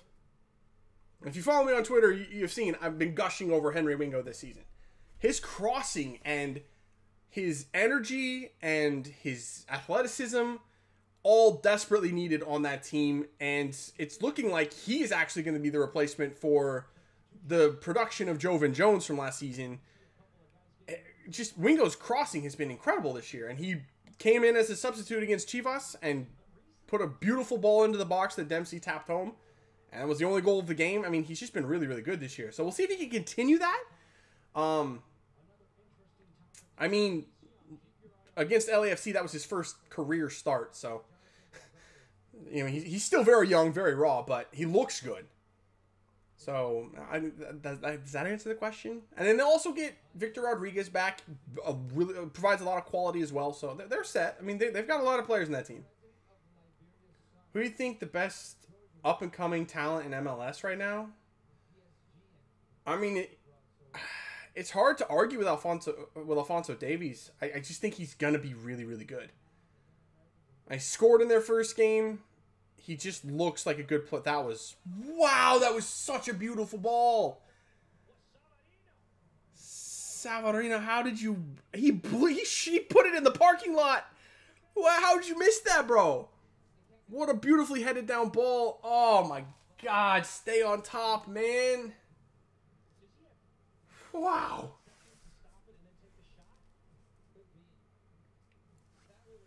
Savarino, he had so much space as well. Jeez. What's your thoughts on Julian Green? Waste. It's just been a waste. Oh, no. Just punished them. Diego Rossi again. I got to get this guy in my starting 11 in my fantasy team. Good Lord. I was this close to going with him this week. I was so close. I can't believe I didn't go with him. Instead, I went with Josef Martinez, the young Josef. I should have gone with Rossi. 2 goals?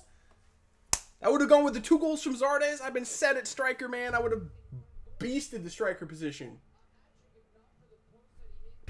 Yeah, Rossi should have a freaking hat trick. He hit the post in the first half on an open net.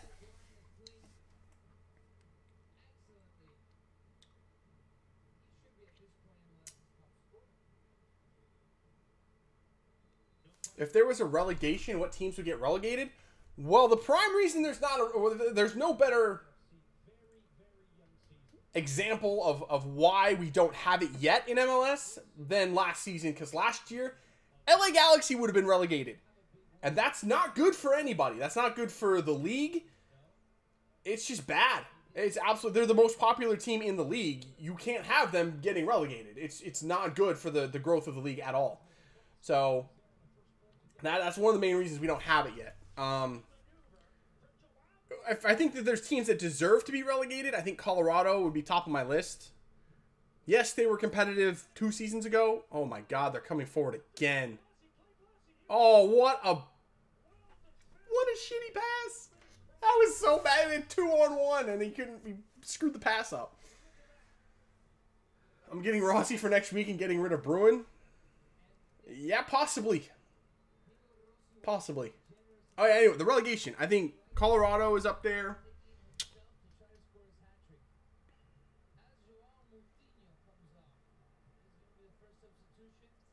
I mean,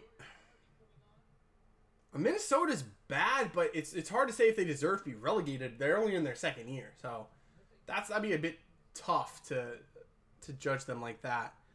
I don't know. Chicago for relegation? No, Chicago's done better recently. Now, if you talked to me 2 or 3 years ago, yeah, I would have been there. Chicago 100% would have been relegated.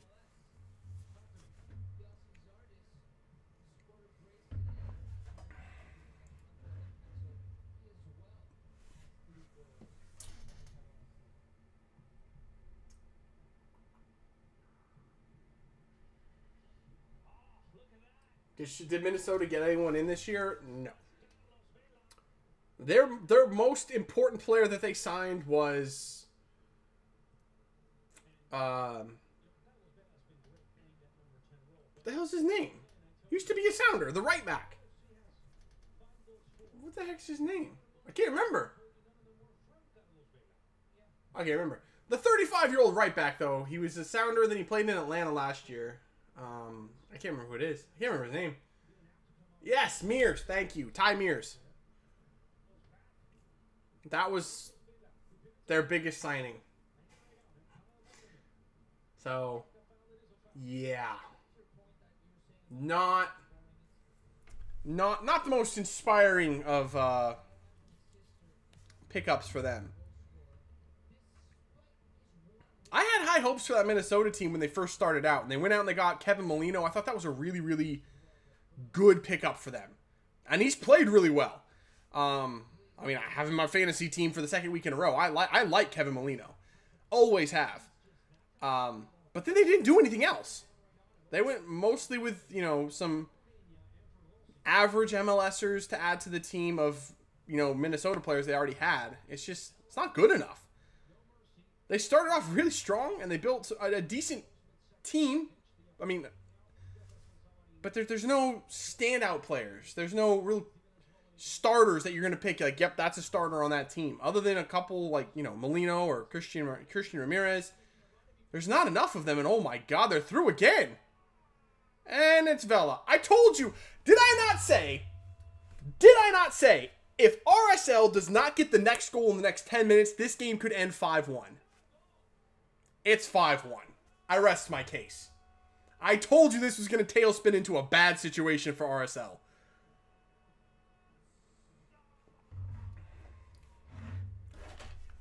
I freaking called that one, didn't I? Ramondo is too short? Well, that's just rude. But yeah, Ramondo is kind of short for a goalkeeper.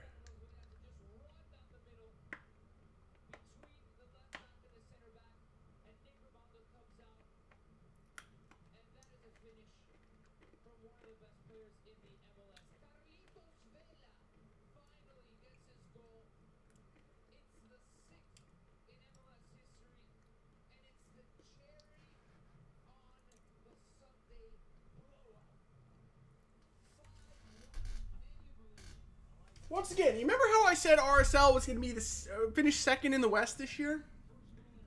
Can we pretend that I didn't say that?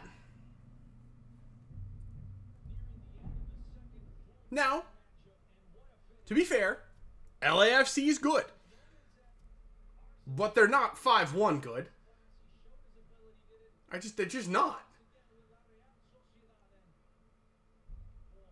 Jesus. At home. You're getting beat 5-1 at home.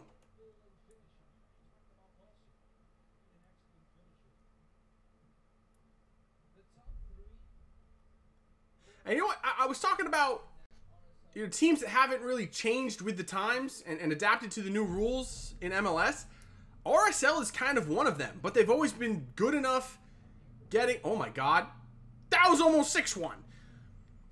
They've always been good enough getting young players through that team and you know, building a solid core around some players, but they really haven't gone out and gotten that big designated player, you know, that star player, which I think they really, really need, especially on the offensive end. They could use a star striker on that team.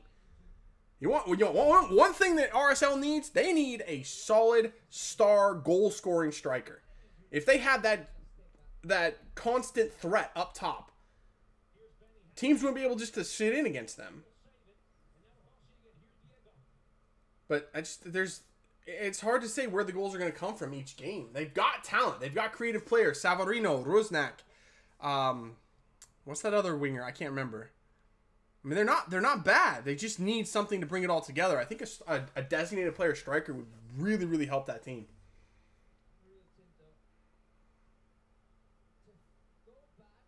The tweet Alexi Lawless just sent to Matt Doyle made me die. Oh shit! Let's check this out.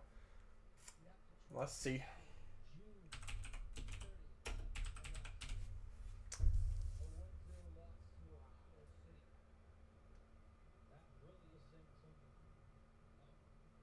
Where is it?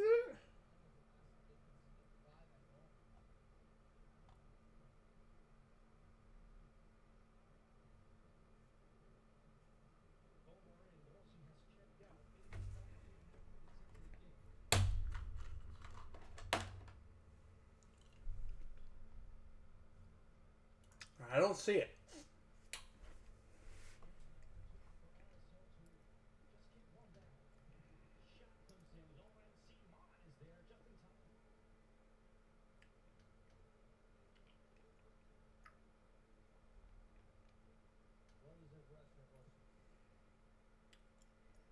NYCFC lost 7-0 at home against Red Bulls.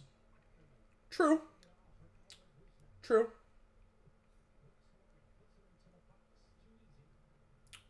I can't find that tweet.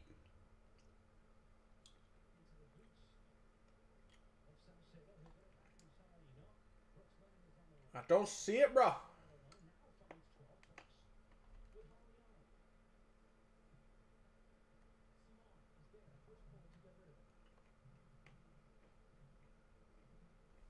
I don't see it.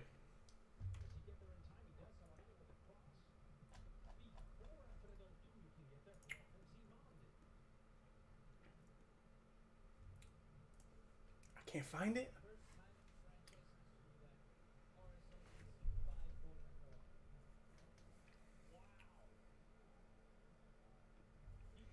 Well, let's check stats on this game. Let's just see how bad this truly has been. RSL has had 61% possession. I mean, the shots are 20-18 in favor of LAFC. 11-5 on target for LAFC, though. That's a bit of a gap. I mean, statistically, there's not a lot between them. It's just been... I mean, realistically, it's just been counterattacks from LAFC for the last, what, 3 or 4 goals? RSL's just getting caught out, so maybe... I mean, their defense was bad in the first half. There's no arguing that. Like on the first 2 goals, it was just not good. But maybe, I mean, since then, it hasn't really been as bad as it looks. Just a team that's trying to get back into it and just keep getting caught on the counter. It's not that bad. I mean, it's not good. But... yeah...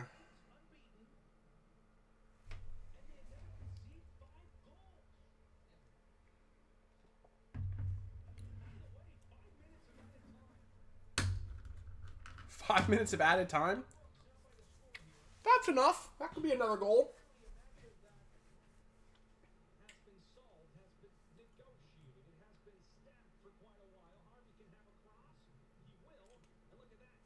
Thoughts on Vancouver's trade with Tim Parker? I don't know about that one. I mean, Tim Parker and Kendall Waston, very, very solid center back duo. Hey, yo, Aaron Kovar's in for LAFC. It's a former Seattle guy like that. Was he on... Wait, did they loan him to LAFC for the season? Or did they, like, sell him or release him? I can't remember. I want to say he's on loan this season at LAFC, Kovar. I can't remember. But Parker and Waston were a solid center back pairing for years in Vancouver. So it was interesting that they would get rid of him, though. I think they're very high on Mond there. So we'll see. I mean, if they have, you know, if they think it was a good play, and then I would trust them.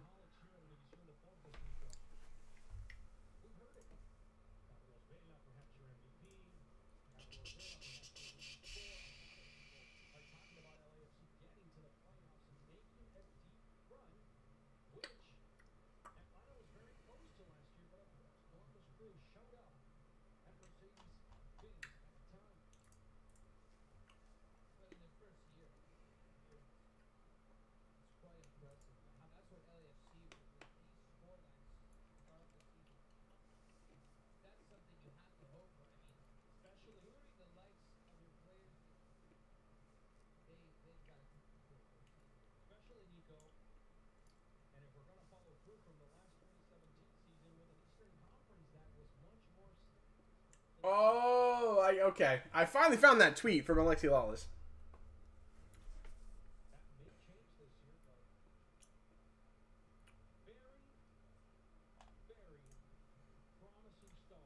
I got you, Alexi. I got you.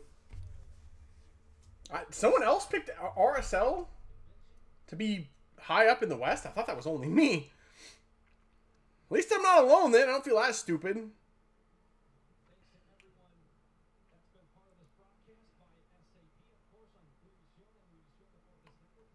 Anyone else thinking that Vermees could be fired this season? Yep. After that first game? Yeah, he could be. Oh, that back heel was bonkers from Orania. Unleash one, Kovar. Oh my god, don't unleash it, Kovar. Put it back on the leash, Kovar. Good lord.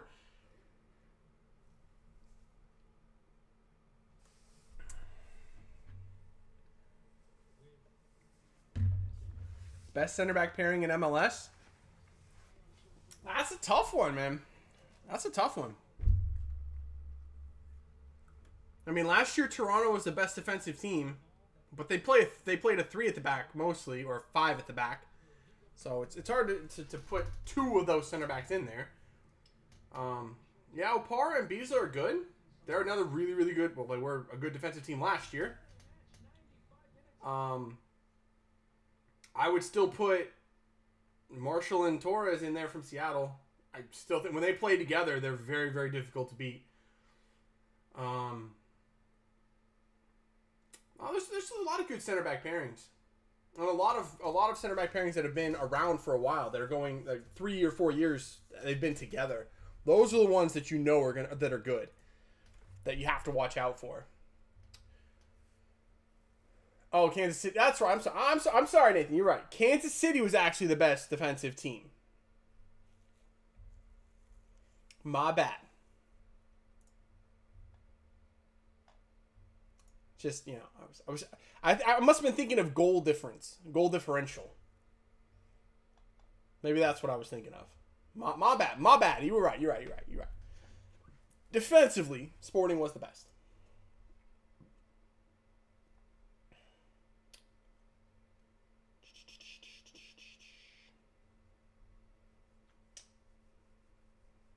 So who we got now? RSL and LAFC. Oh no, that just finished.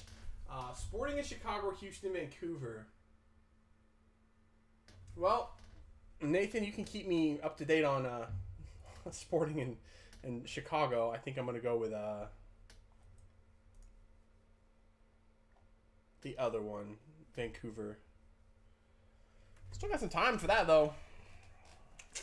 Still got quite a while until that one starts, like 10, 15 minutes. Zidane out for Madrid? Not if they win the Champions League. Even if they don't, I don't think that he'll get fired.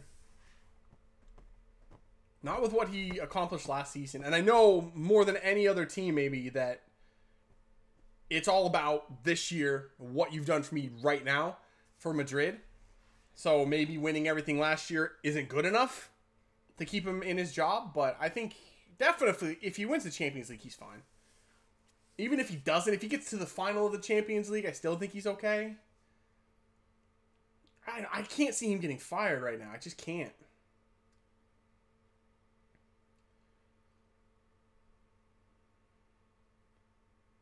Whitecaps broadcast on MLS HD.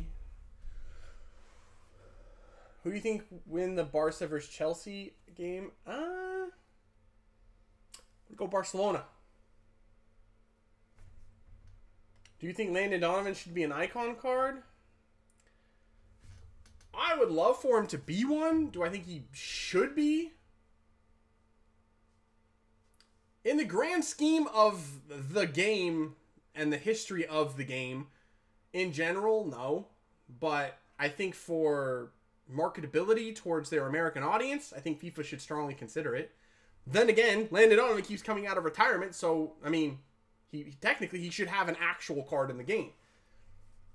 So right now, no, he doesn't. He shouldn't have one, but eventually I think he probably will. Is Ibra coming to MLS? I don't know. I think that Ibra believes that he can still be a top player in Europe, but at the same time, I think he really wants to just come over and dominate, show that he can just obliterate this league, which I wouldn't put past him.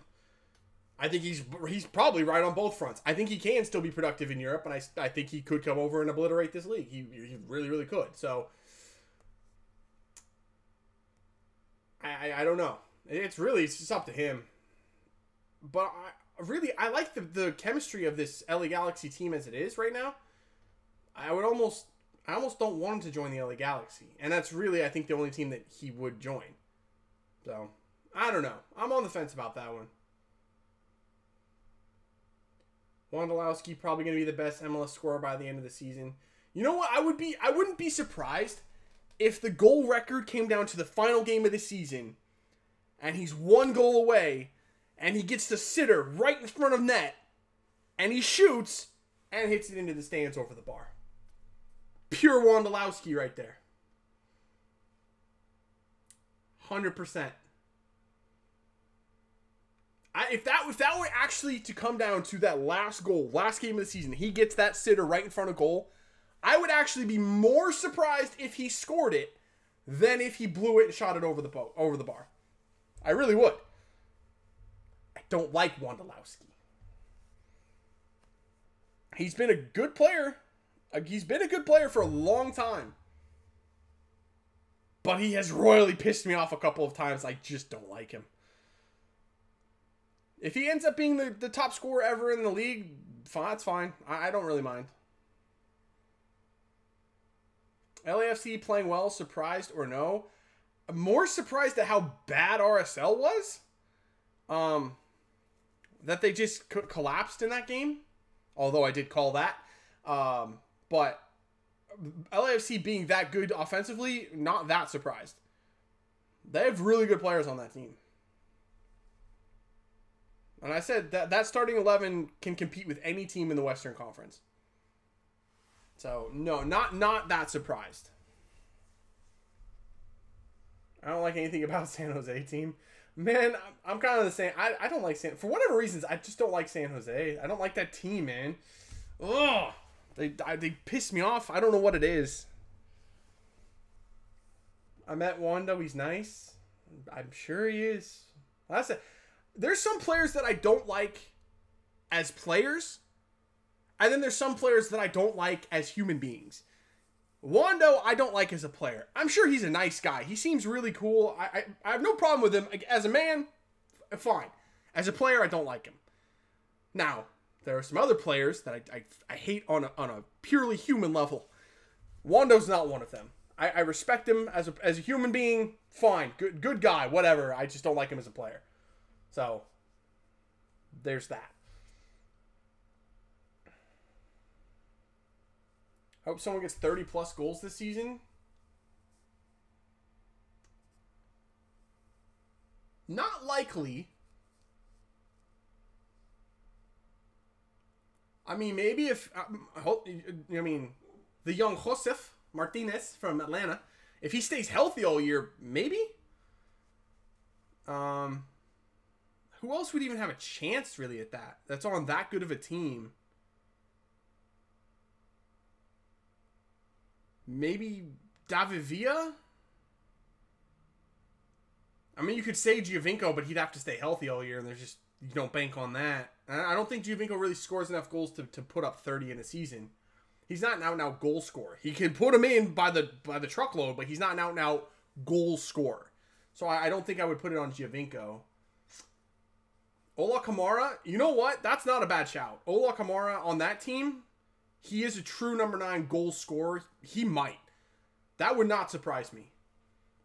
But I don't think LA have... I don't know. That could be. If he scores 30 goals, LAFC take first place in the Western Conference. 100%.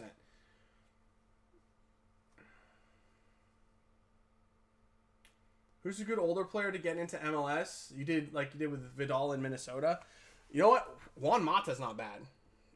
When I restarted the Sounders career, I got Juan Mata as my cam. He was incredible. I didn't get to actually play with him that much. I think I played like one game with him just to kind of see how it was. But he was insanely productive. He won the Golden Boot one year for me. In all simulated season, he won the Golden Boot. So that was the only year in those simulated seasons that Jordan Morris did not win it.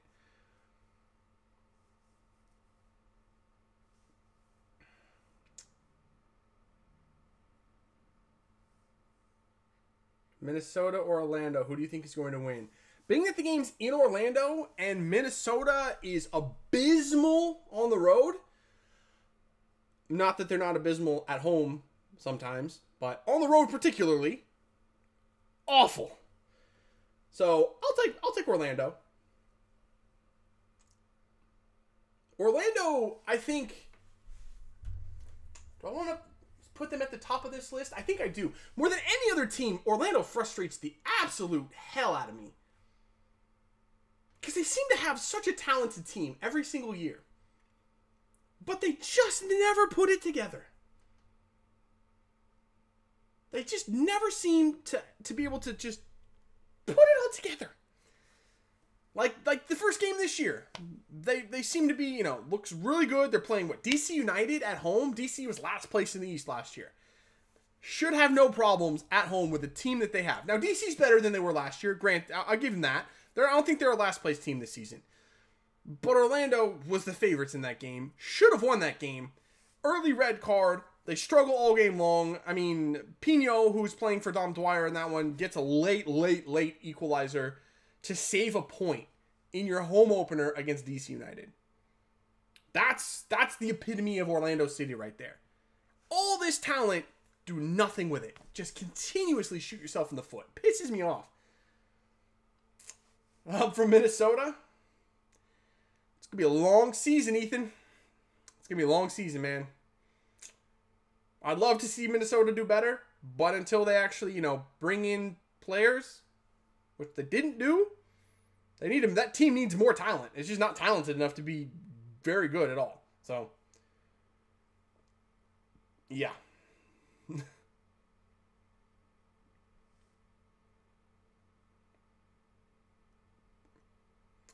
I think you pick teams that you can build instead of like Chelsea or Barcelona. Yeah, a lot of people say to do Barcelona, but the perfect example of why I don't do that is the Dortmund series. There was really nothing to build there at all. We had, how many players were in that team that weren't there originally in the starting 11 at the end of season 2? Lewandowski we brought back. He was a Dortmund player. Sergej Milinkovic-Savic.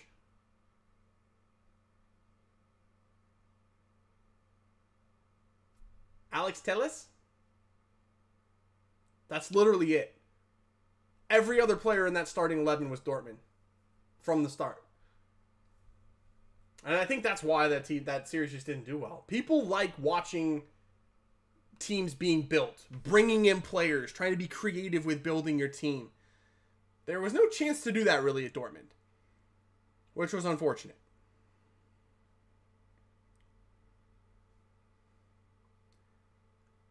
Schalke supporter, huh? Okay. You're welcome, Julian. I don't trust you, but you're welcome.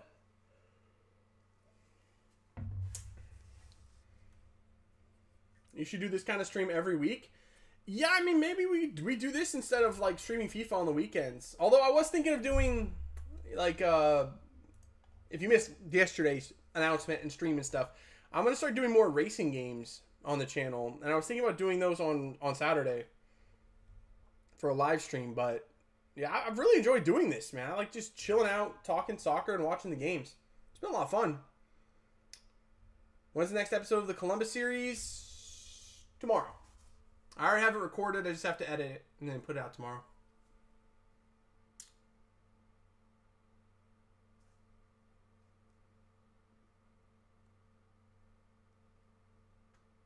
FIFA or PES? Man. I've only ever really played FIFA. So I'm going to go FIFA. But I think PES does have a lot of upside. And I like a lot of the things that PES does more than what FIFA does in the same scenario. Player career, I think PES is better. Hands down, and it's not even close. I like the off-field stuff for PES is just better. But as a complete game, I have to go FIFA.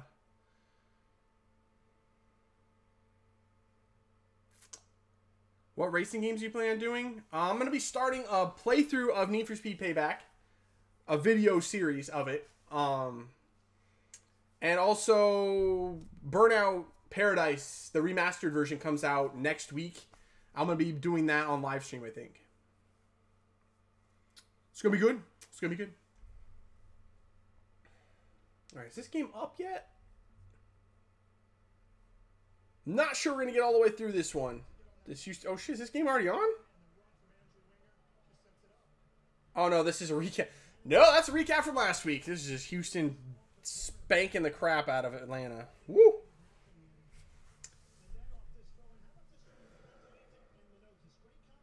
Any Forza in the future? I talked about that yesterday on the live stream. I've never been a huge Forza fan, but I've never played Forza Horizon.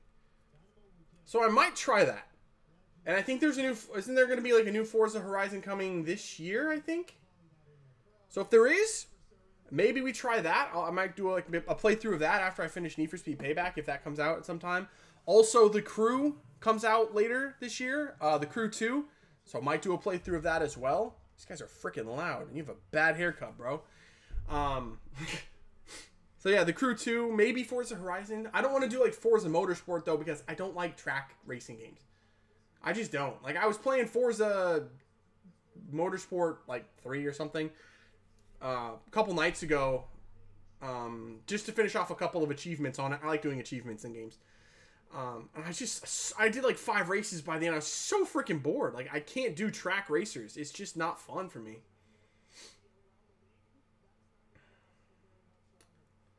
Fun fact, Diego Rossi has 3 goals and 3 assists this season. All 3 assists came today. Stat of the day brought to you by Nathan Jowers. Thank you very much. That actually is a good stat. Very impressive for Diego Rossi.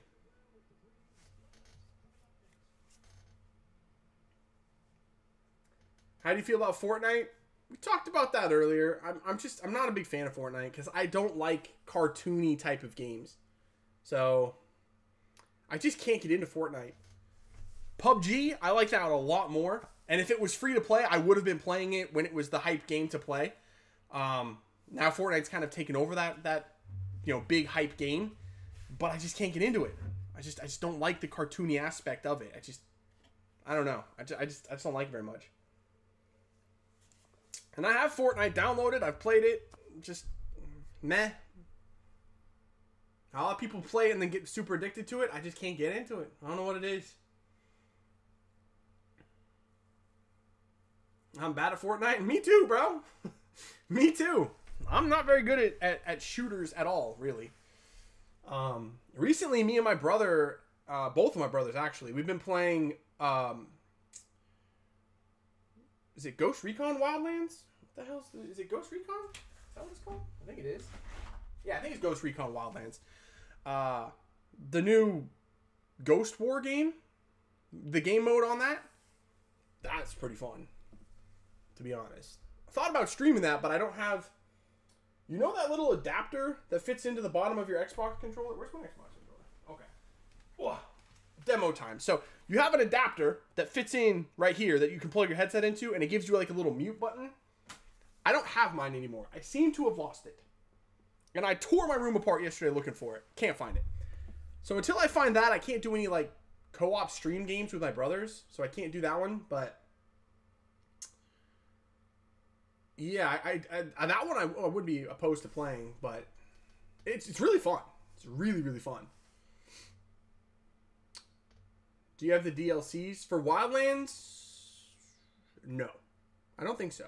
Do I? It's been so long since I actually played through that game. And me and my brothers, both me and my 2 brothers, we played through that whole game together. Takes a long time. That game's interesting in that for the story of the game, you can either do like half the story and then beat it, or you can do the full story and then beat it. It's really, really weird. It's like broken up into 4 sections. You can do 2 of the sections and then beat the main boss, or you can do 4 of the sections. It's really weird. Though I don't know if you do 2 of the sections, if you can actually beat the main boss. Maybe you can like do a faux battle where you can't actually, I don't know. Narco Road and Fallen Ghost. No, I don't have those. When will the next Columbus episode be out? That will be tomorrow. Tomorrow. When is this Houston game starting? Come on, Houston. Not that I'm rooting for Houston. I'm just want the game to start. Although they're playing Vancouver, I might have to root for Houston here. Might be tipping the orange for this one. I'm not a big fan of Vancouver. When's the next League of the Americas? Shot that one out of left field. I have no idea. I don't even know if I'm doing a League of the Americas this year. If I do, it will be, I don't know. I was going to say it will be with an MLS team. Because I did Chapecoense last year. Just didn't seem to have the same kind of support as the Dallas one did the year before. So I kind of want to stick with an MLS team, although I've done a Minnesota United career, I'm live streaming the Sounders career, and now I'm back with Columbus. Maybe we do a Liga MX team for League of the Americas? I'm not sure, and I don't know if it's actually going to happen, because after this Columbus series, I think I already know what the next one I want to do is. And it's one that I've done before, but it's been a while. So we'll leave it there. I'm not gonna say anything else. You can speculate all you want on what it's gonna be, but it's one I think it's time to revisit.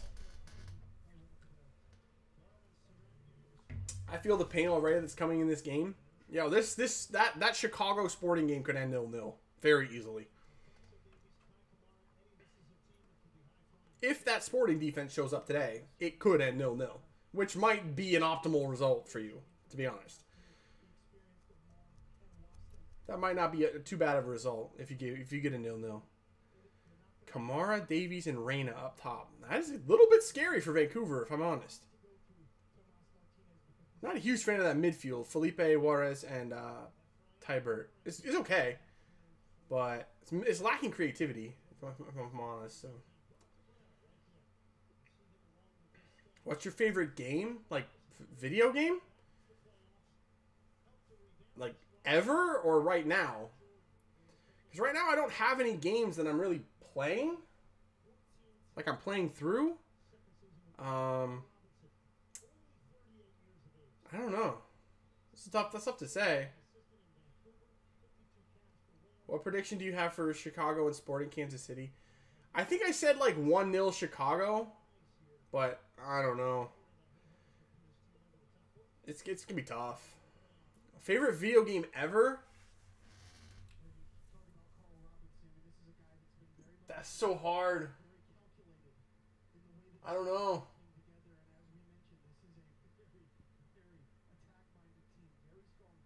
It's tough to say. It's tough to say. What would be my favorite video game ever? Let's see.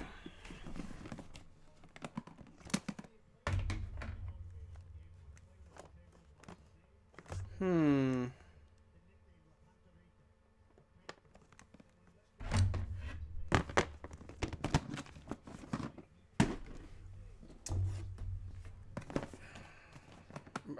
gonna need a minute to think about that. Favorite video game ever?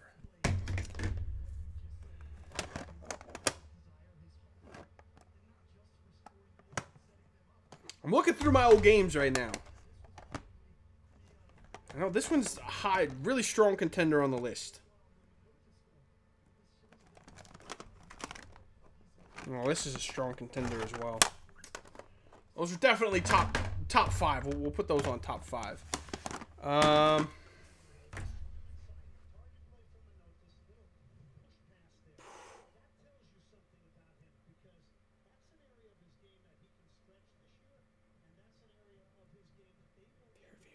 That's so hard. It's so difficult to limit it down to 1.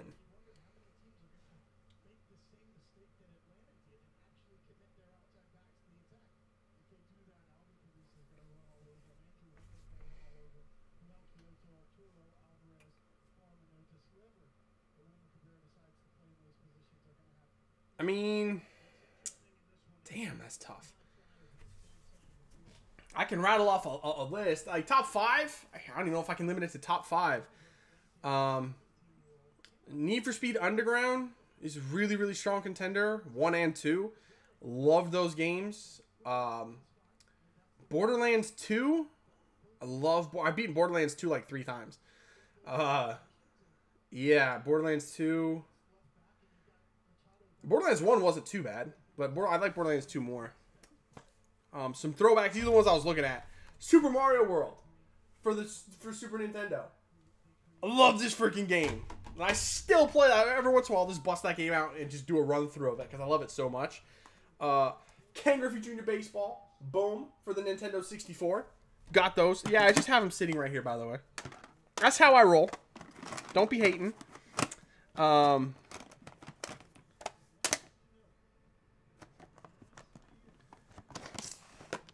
don't know, man. It's so tough. There's so many good games I've played. It's hard to limit it down. Gets back in there.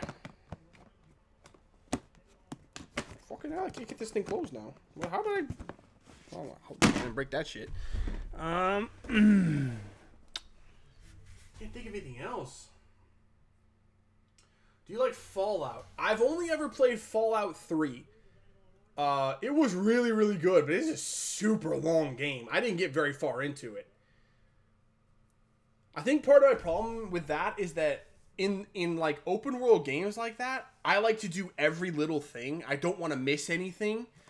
And there's so much to do in Fallout that I I kind of got overwhelmed and got burned out on it. So it's a really good game, but I haven't played very much of it. Skyrim was almost the same way. Skyrim is up there, man. Skyrim's a really, really good game. But again, it's kind of a long story mode. And because I got so immersed in doing every little thing in it, I got a little bit burned out. So I didn't ever complete Skyrim, which is one of my biggest kind of disappointments in my gaming histories. I never completed Skyrim. How do you feel about Far Cry 5? I'm gonna try it. I'm gonna get that. It looks really good. I've never played a Far Cry game either, but that one looks really good. I always wanted to try Far Cry 4, but I never actually got it. So I'm gonna get Far Cry 5 when it comes out. It comes out like the end of the month, right?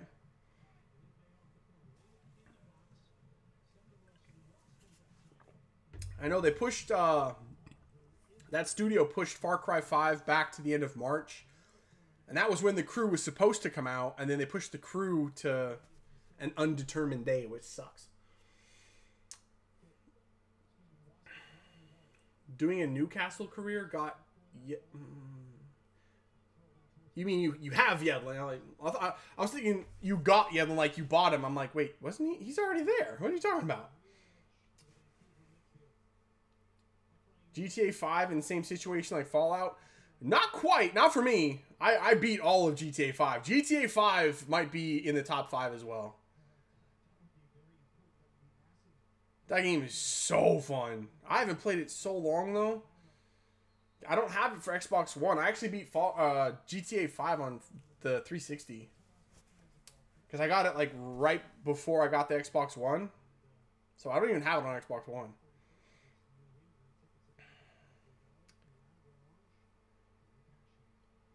Far Cry 3, 4, and Primal. Yeah, I haven't played any of those. I was never really interested in Far Cry Primal, to be honest. But Far Cry 4, I really, really liked. I watched a couple people play it. Just looks like a lot of fun, man. I still would like to try it. We'll see. If I like Far Cry 5, I might go back and play Far Cry 4. Why'd you make Trap your fantasy captain? Don't know. It was not a good choice. I saw that today too. I was like, what was I doing with that? I'm not 100% sure. Yeah, wasn't a good pick. I did all right last week because I made Nico my captain. He beasted, but I don't know why I made Will Trap my captain. He only got 4 points, and then with the captaincy he got 8. So should have captained Zardes. Freaking hell, he would have got me 26.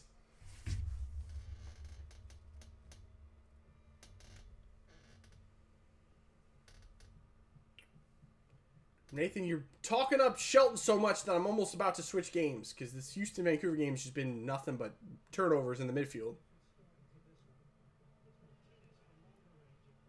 And that shot, whatever that was. That Higuain, yeah, I really wanted to get Higuain in my team, but I couldn't afford him. He's what, 10.5 mil? I just couldn't get him in. I mean, I could have dropped Martinez and gone for Higuain, which wouldn't have been a bad idea. How many points did Higuain get today? Did he get 10?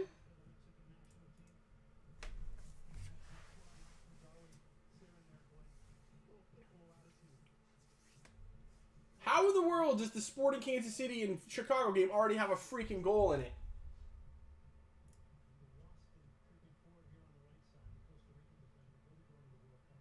You sure there's a goal? I'm not seeing a goal.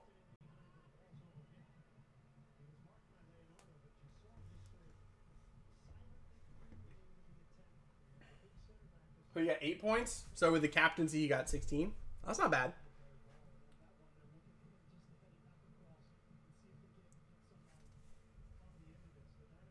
Sporting actually scored a goal.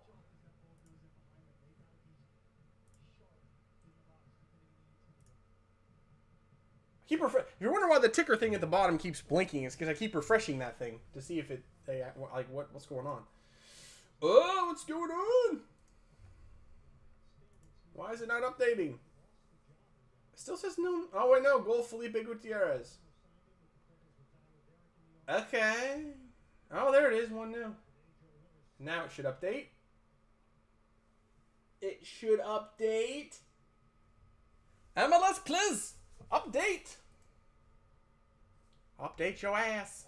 Or not. You know, whatever. It's cool. Didn't want it to update anyway. Fine, whatever. Have you played Just Cause before? No, I haven't. Whoo! Now Houston's turning it on. Come on, Houston. I almost took Andrew Wenger as a cheeky pick for fantasy as well. I think he's going to get kind of forgotten about by the defenses with Ellis up there and Manotas, and Martinez. He's kind of the guy everyone forgets about. He almost cut in and scored there. Yeah, I've played Just Cause 3. And that's another game that has always been interesting to me, but I just never got around to playing.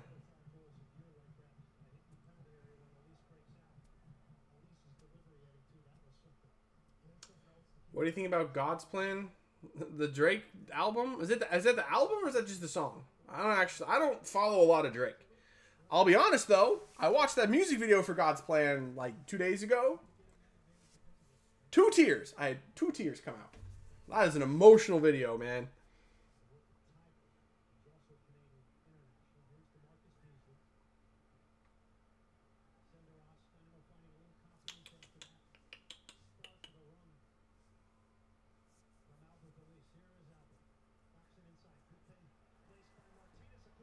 Here we go, Houston. From Manotas. Oh! Dead in front of goal, Manotas. You gotta put it on frame, bro. That ball from Machado was perfect. How do you mess that up, man? That's a perfect ball. He just ducked his head at the last second, hit it over the bar. Unbelievable miss. How, man? How?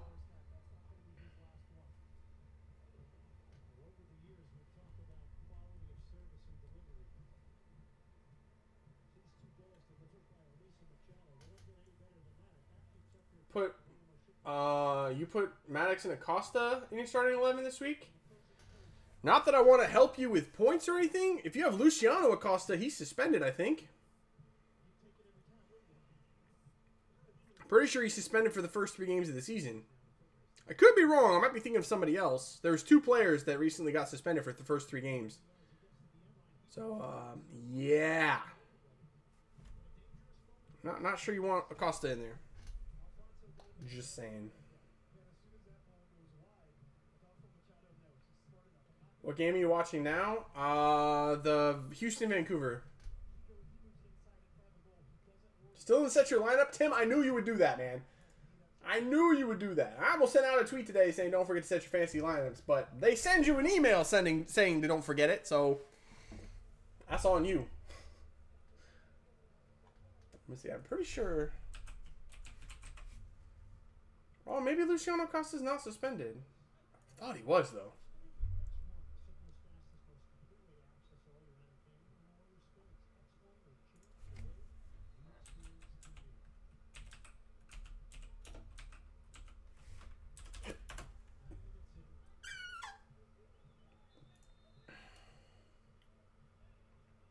No, maybe he's not.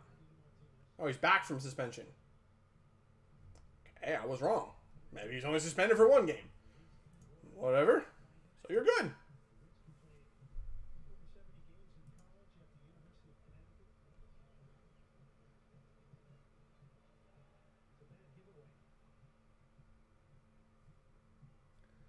What do you think is the best FIFA game? I have no idea.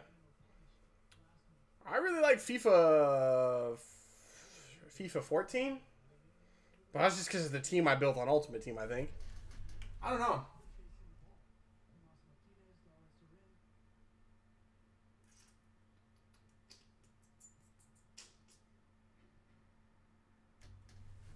I could tell you what FIFA I've hated the most recently is FIFA 17.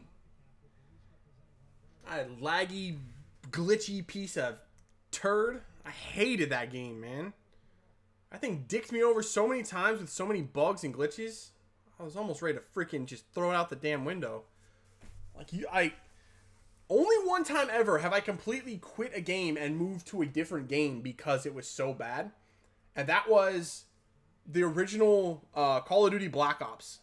I gave up on it because the connections were so bad that I moved to Battlefield for a little while. FIFA 17 almost made me move to PES. Like, it was close.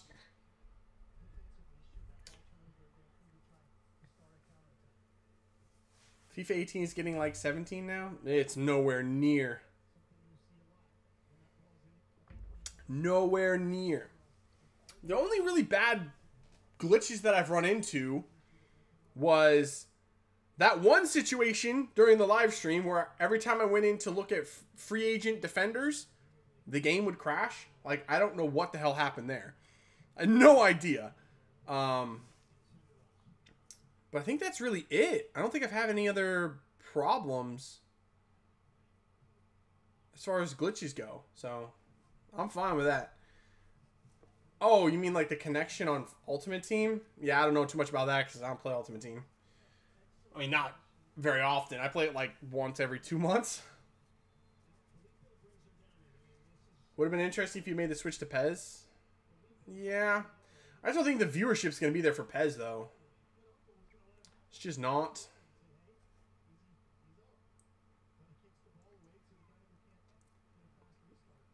Yeah, if they could take the innovative stuff in career mode from PES and put it into FIFA, 10 out of 10 would be in support of that. Because it's just, some of that stuff's just so much better. Oh, you mean Felipe, the walking yellow card, got a yellow card and he bitched about it? Oh, the thing crashed. What the hell? I keep having that with MLS Live. It keeps crashing on me.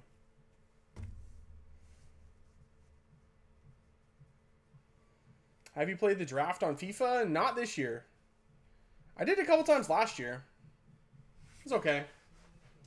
It's kind of a... I feel like the draft is kind of a gimmicky thing. I mean, once you do it a couple of times, you kind of... There's no real reason to do it again, to be honest. The rewards in it aren't good enough to make it like a viable thing to keep playing, to keep getting good packs and stuff. It's just not good enough.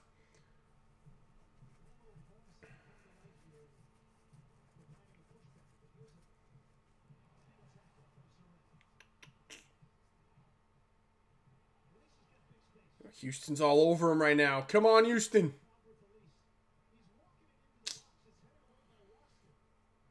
They're on it, man. Just not finding it. As long as they're close.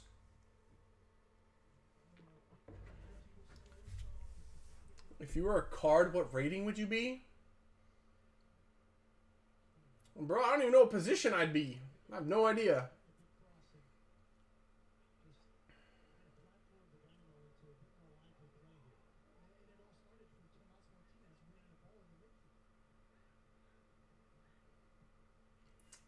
I mean, to be honest, my two favorite positions are center attacking mid and CDM, but I don't think I'd be good at either one of those.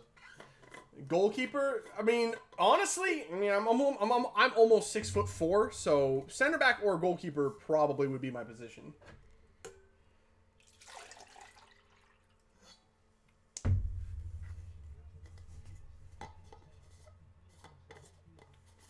Doniel Henry's a good pickup for Vancouver. Yeah, not bad. It's not bad. It's not bad.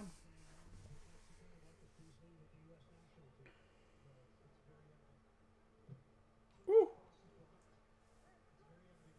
Best logo, LA Galaxy or LAFC?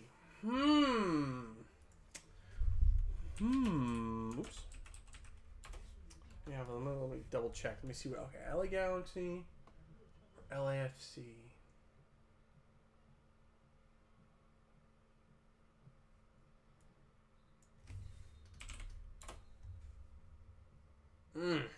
That's tough. I'm going to go LA Galaxy, but I do like the LAFC one as well. I think the LA Galaxy one is a little bit cleaner. That's why I'm going to go with that. But LAFC is not bad.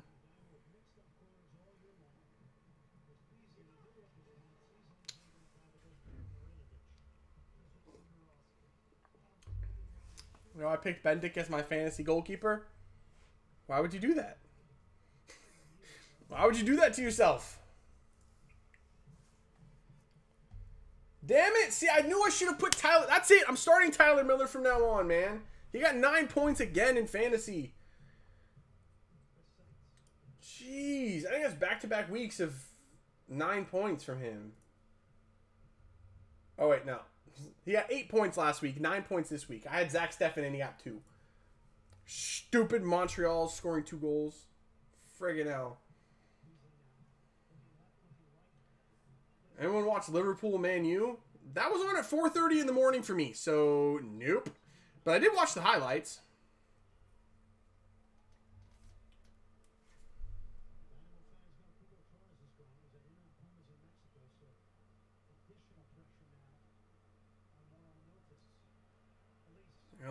Houston's on him again, man. Come on, Houston. Put one in. Wait, do I have anyone from Houston in my fantasy team? I feel like I don't. I don't. I do have Alphonso Davies, though, so maybe I should root for Vancouver.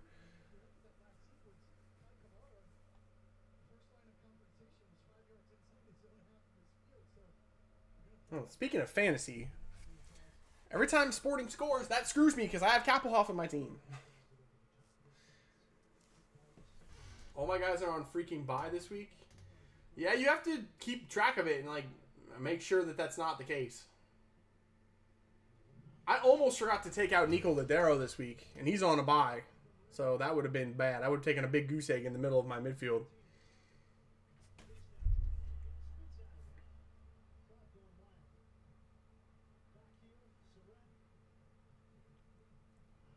Look, there's 3 Houston dudes standing in the D. Somebody move. You're not. There you go. Spread out now. Come on. Swing one in. Plenty of space. Run at him, Alex. There it is. Ellis. What are you doing? How are you going to head that at the keeper from there?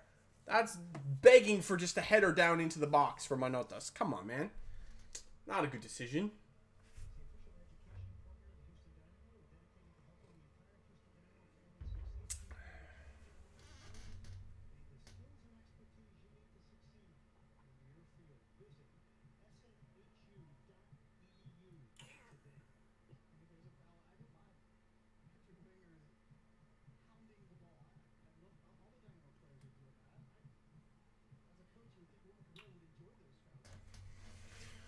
Oh, we might only end up going to halftime of this game.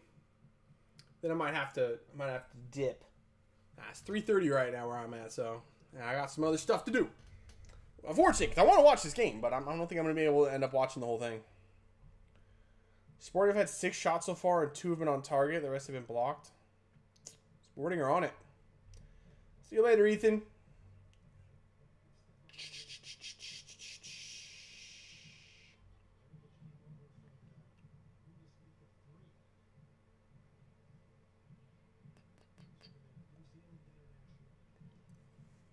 It's 5:32 where I'm at. Central time?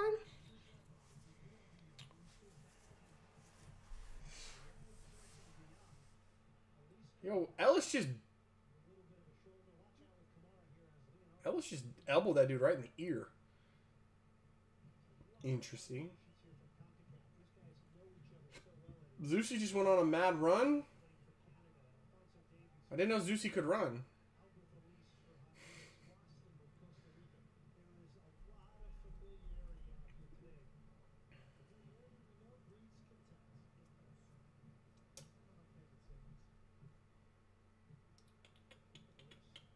Oh, there we go.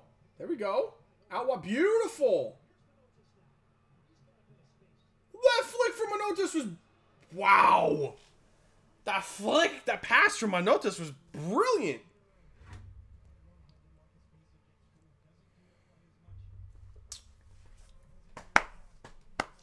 Why is everyone going to Fortnite? I don't know.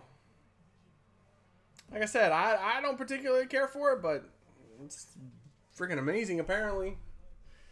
Helps that it's free, so, you know, anybody can play it.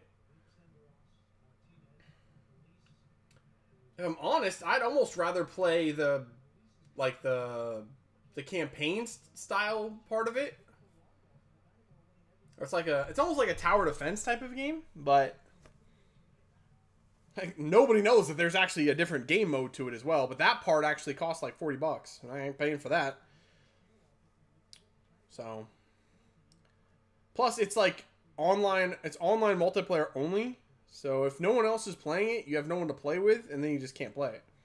And it's not, from what it sounds like, not a lot of people are playing that right now. So I can't. There's no reason to buy it. Maybe once that becomes free to play too, which I think it is going to be later, then more people will play that. But right now, nope.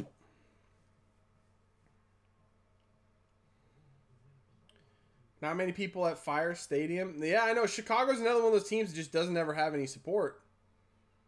Not a lot of people in the stands, man. I noticed that quite a few times last season when I watched them. They're one of those teams that just never has people there. 4:32 in Arizona.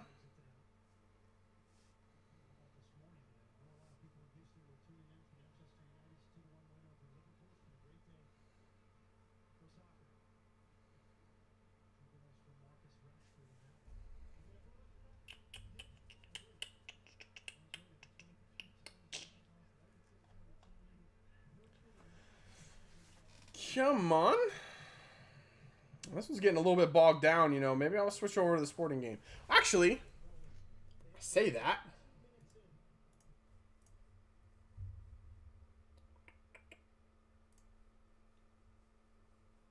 Oh, I got them both on now. I forgot I could do that.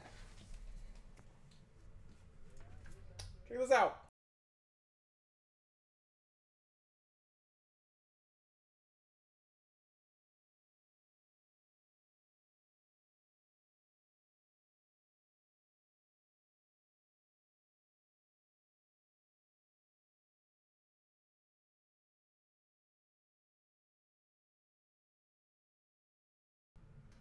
Yeet. I forgot I could do that on MLS Live.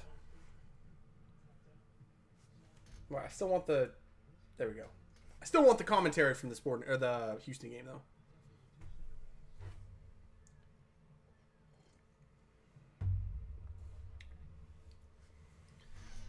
Yeah, Nathan. Honestly, same, bro. Everyone else, same.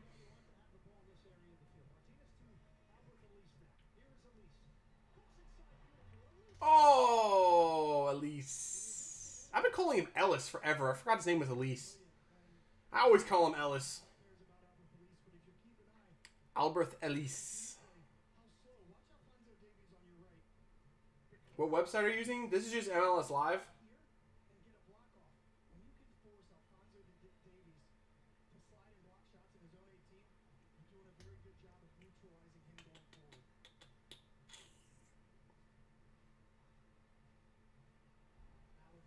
You see New England's late goal?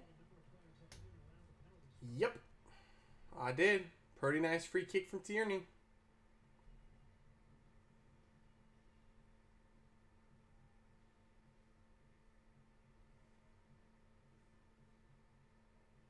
Whew. Uh-oh. Chicago's coming forward now. Damn, Schweini looks slow.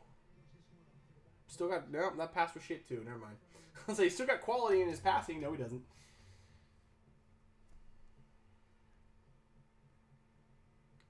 Honestly, I think Schweini might only have like this season left. It'd be interesting if Schweini plays another year. I don't think he will.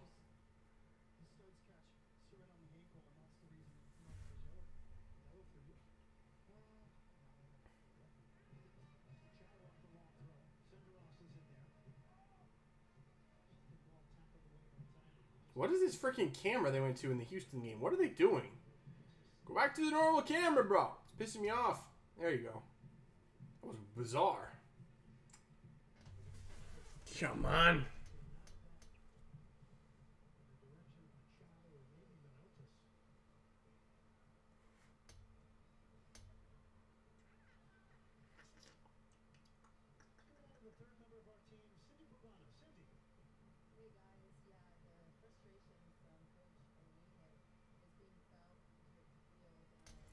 This game has kind of died down now. Yeah. The games earlier today were mad.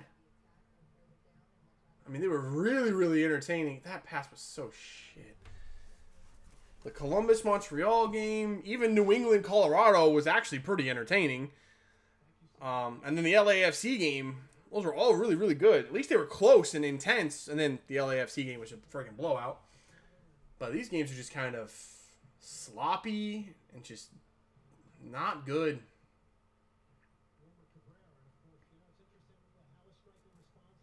There you go, Kamara. Run at the defense. At this point, I'm just rooting for anyone to actually get a shot on goal. Ball in. Kamara. That really? Okay, well, I said I'd root for anyone to score a goal. That's a pen.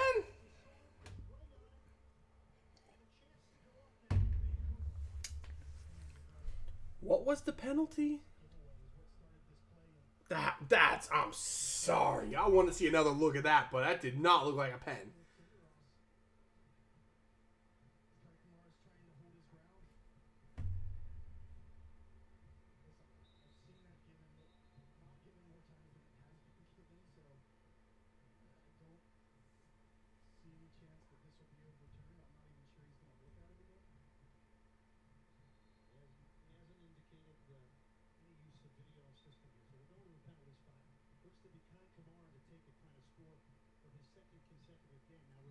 Yo, Machado is chatting mad shit at Kamara right now. Machado is pissed. Alright, let's see if Kamara scores it. I just said I'd want anyone to score a goal. Now I'm kind of hoping he doesn't score. I don't like Kamara. Come on, Sights. Is it Sights? I think it's Sights. Oh, that was good. That was a good pen.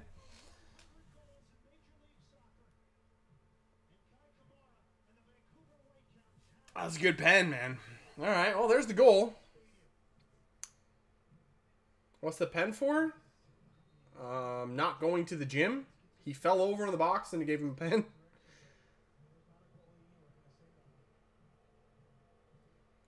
Like, you can tell the Houston players are fuming about the penalty call. There was barely any contact there. I don't know why that was just not a pen.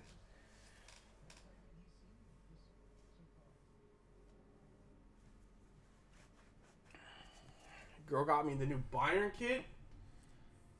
Why would she do that, man? That's a lot of money to pay for some toilet paper.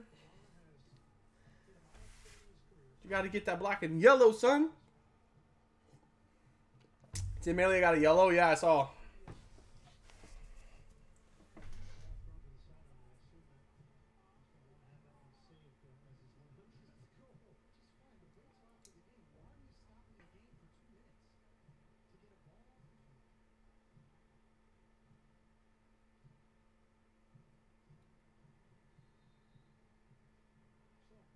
All right, come on, Houston. Houston's going to get one before halftime. I mean, from open play, they've been the more dangerous team by far. They've got to get one here. And now they're pissed off, so they're motivated. So maybe we'll get one quick from Houston. Maybe this game will open up a little bit. Or maybe Vancouver just decides to sit in and play defense like Vancouver does and not do anything and just bore the shit out of me.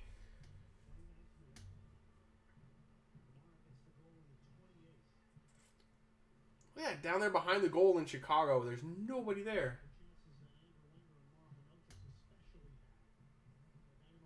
Gotta get the blue and white.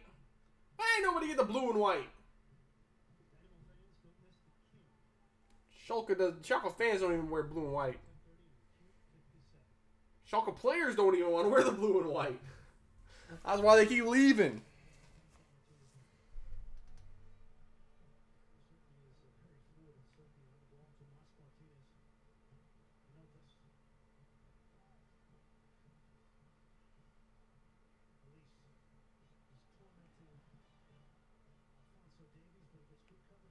It's a good tackle. So a par on the tackle? Probably.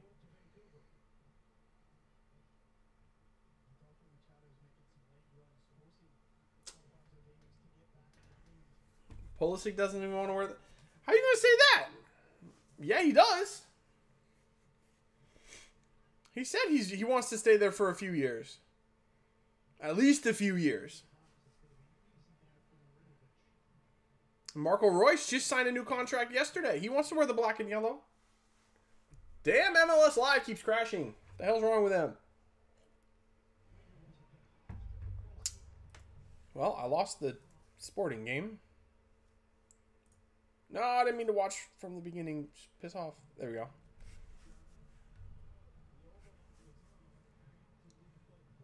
And then go to Liverpool. Go to Liverpool. And try Liverpool.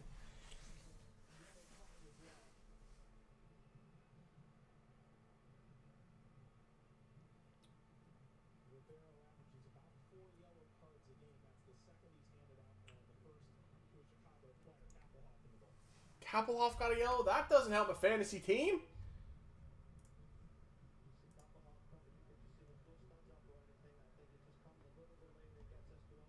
Kapelhoff's pissing me off.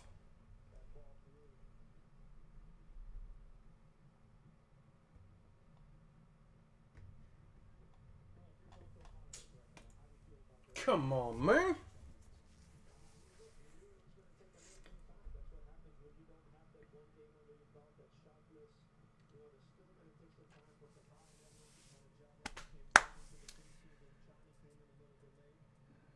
Dude, this Houston game is just... What is wrong with that dude? Looks like he's choking.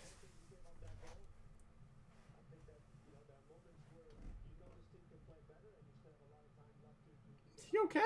He doesn't look okay.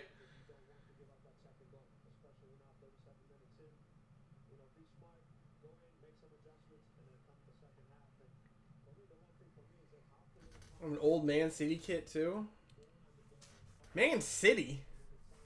What kind of fan are you, Tim? Jeez. I say that I don't even have a Tottenham kit. I still don't have a Tottenham kit. I got Milan and Dortmund and a whole lot of Sounders, but still no Tottenham. But I don't have any other teams either in the Prem.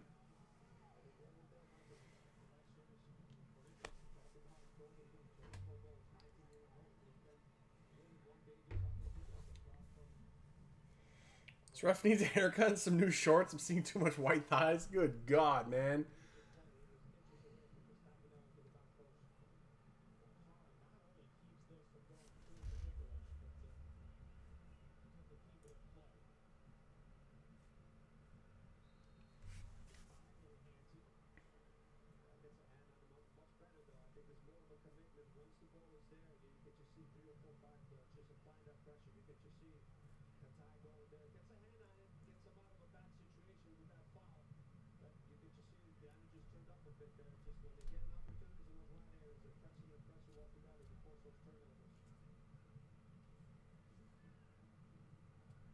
Can't stand Man City, but I hate Man U. I don't like either one of them either. I've always kind of liked Man U more than Man City, but I really hate Jose Mourinho, and I think we all know that. So I cannot root for Man U. Not while Jose Mourinho's there. I'm not a huge fan of Pep Guardiola either. I mean, he just thinks he's God's gift to football, and it pisses me off. Although he hasn't been wrong lately. I mean, he is very, very good. He does seem to be a winner everywhere he goes. That being said, also everywhere he's been, Barcelona, Bayern, Man City. Like, he's had the biggest transfer budget in all three of those. Well, maybe not a bigger transfer budget than Real Madrid. But he had the best player in the world when he was at Barcelona. And he had, I mean, his midfield, he just had an incredible team there. He didn't need a transfer budget, basically, at Barcelona. But I don't like Pep Guardiola. So I don't like either one of those teams. I didn't like him at Bayern. I didn't like him at Bayern either because he kept beating Dortmund.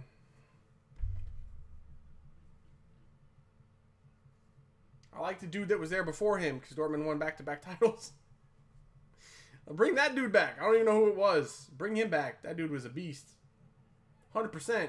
That dude should definitely still be the coach of Bayern.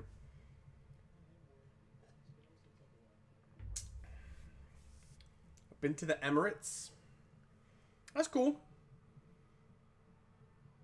I really want to go to England at some point and just like check out all the stadiums, maybe go to a few games.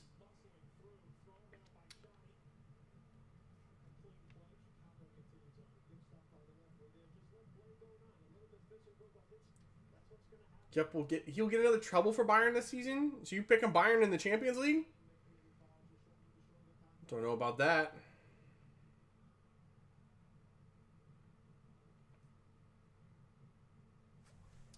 Let's see here. We still got left in the Champions League. Not Spurs.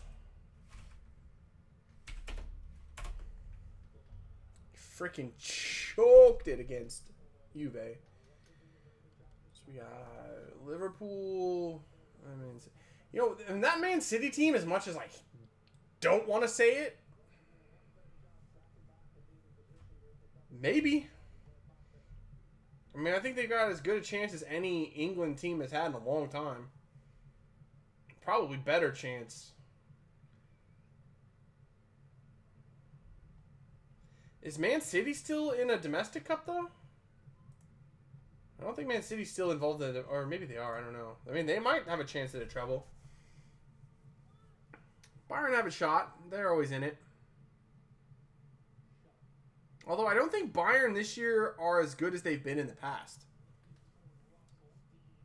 I just think they're just not quite as good as they've been. So, I mean, maybe you never know. It's Bayern Munich. You never know.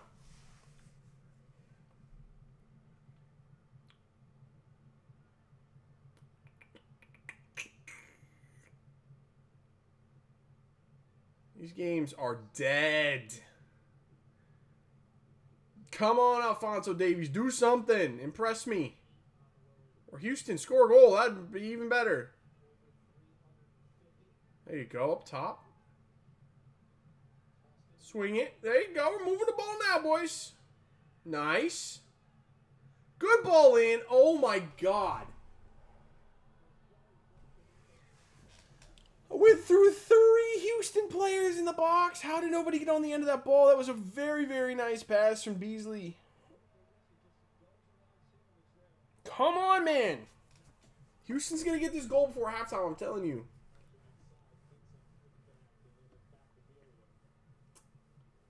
Notas just tried to go route 1 through the defense. I'm not sure that was a good idea.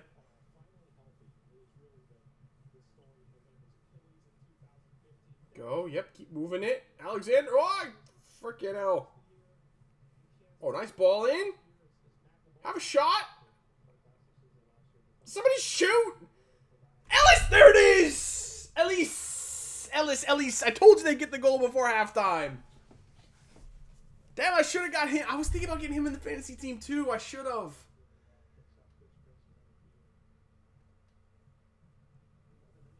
I told you they'd get that goal though. I knew they would.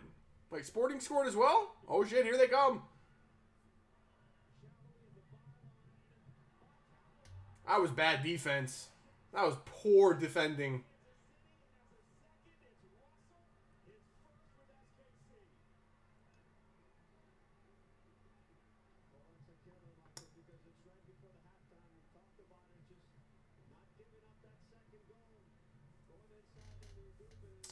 Somehow Sporting has an offense now, so GG to them. Let's move the microphone back a bit.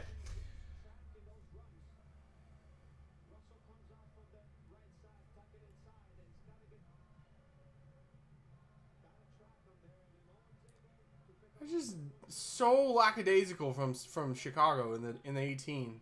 Like, Kappelhoff's the only one trying to get to the ball. Everyone else just standing there looking. It's not good enough. Poor defending. Good goal from Sporting, though. It was a well-placed ball into the box.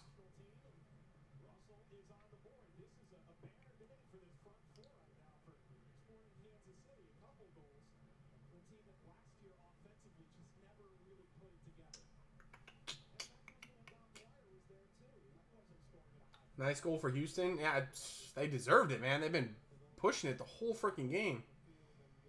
Vancouver hasn't done jack diddly.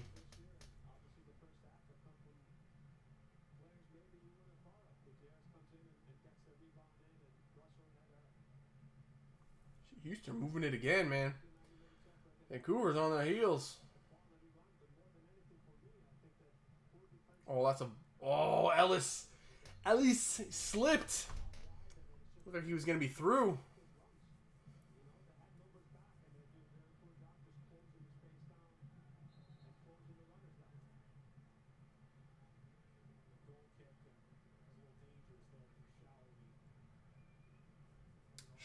Shaoli? Shaloi? How do you say his name? I swear he just called him Shaoli. But surely his name Shaloi? Shaloi?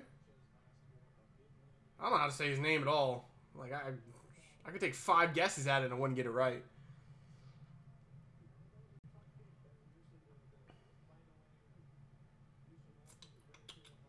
Shaloi. That's what I thought. He called him how do you say it? Shaoli? Shioli. Man's confused.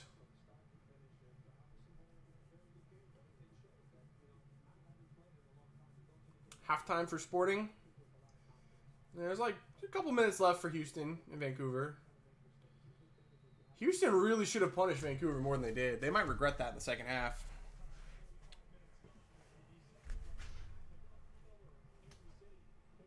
There's boos in Chicago.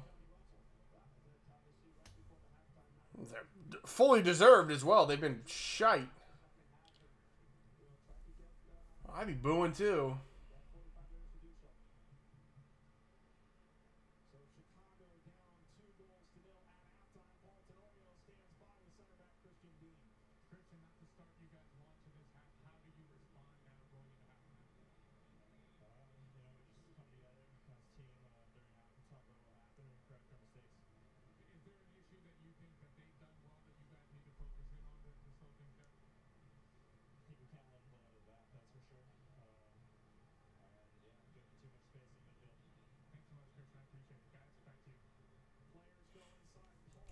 I'm sorry. They just interviewed Christian Dean going into the half. A defender for Chicago. They asked him if there was anything that Sporting was doing that they need to do better to stop them in the second half. He said, man said, can't let them play out of the back. So he's blaming his attackers for not pressing more. And there's too much space in the midfield, so he's blaming the midfielders for giving too much space there. He blamed everyone but the defense. Sorry, but that last goal, the defenders were, he in particular, was just standing there watching. Kappelhoff was trying to stop it, but he didn't do anything. That is, ooh, we would be having words if I was on his team. If I was in that locker room, whoo boy.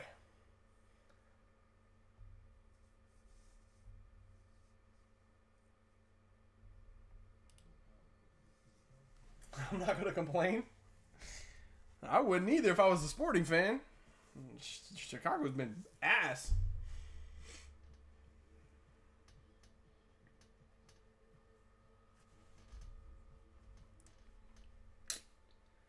Couple minutes left here for Houston to get one more. Come on, Houston. Oh, Beasley's limping. He's coming off. He probably broke his hip. Fucking old-ass fogey.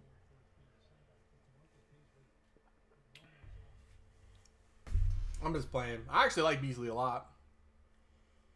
I swear his level has not dipped in like, he's what, 30 trillion years old? He still plays at a high level.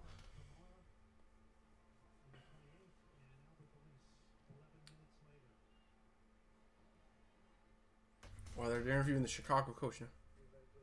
Oh, that's not. I thought they were interviewing a Chicago coach, but they're not.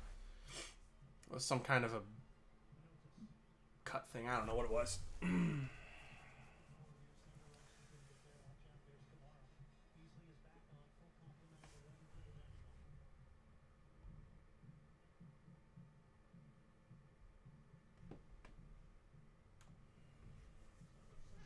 Reese, what's going on, man?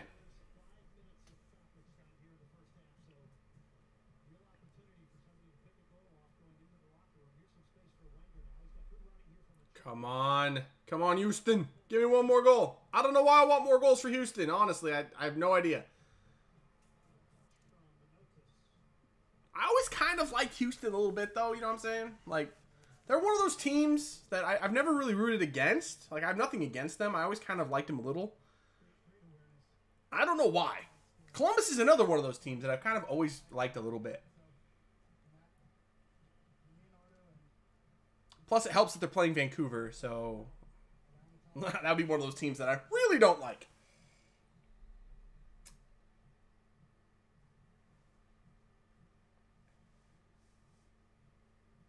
How'd you like the game, Chivas versus Sounders? I only got to see like the last 20 minutes of it because I was at work, and I watched the last 20 minutes of it at work. I couldn't take it anymore. I had to get my phone out and then just watch it in the back room. Didn't care. But the last 20 minutes was decent, man. I saw Wingo come on. I love me some Henry Wingo. But other than that, I didn't get to see too much of it, so I don't really know. Oh, wait, maybe this one for Houston now? No, Alphonso Davies too fast. He's too fast. I noticed Houston has swapped Wenger and Elise. Elise was on the right-hand side, but he keeps having to go up against Alphonso Davies, and he can't get the space. It's probably why they switched him. Because, I mean, let's face it, Wenger doesn't have pace anyway, so that's not really a problem. Wingo looked decent against LAFC. That's what, like, in the first half, he was our best player. 100%. The fuck was that corner? Let me just roll this ball at the line of defenders at the near post, because that's going to work. What the... I've never seen that before.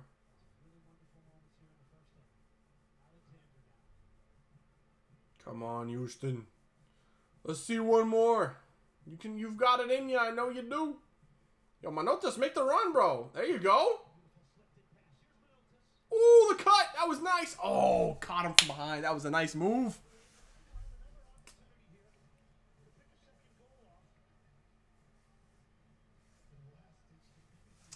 Welcome all from Portugal. Damn, that is a long ways away from me. Alfaro needs to go to S2. Yeah, Tony Alfaro.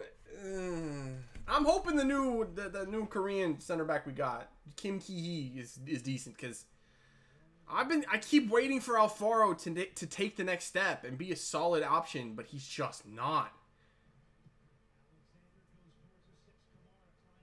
Houston is still going. Yeah, they started about 5 minutes later than Sporting did, and they had 5 minutes of added time. Oi, Alphonso Davies! I'm not going to complain if you score, because I got you on my fantasy team. I'm begging you to score. Come on, bro.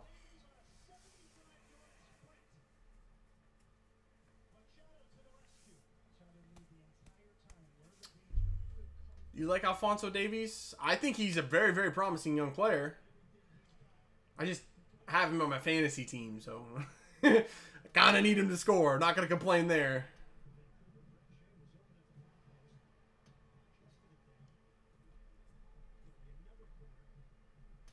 Are you surprised at MLS beating Mexican teams? I'm a little surprised that all three of them won.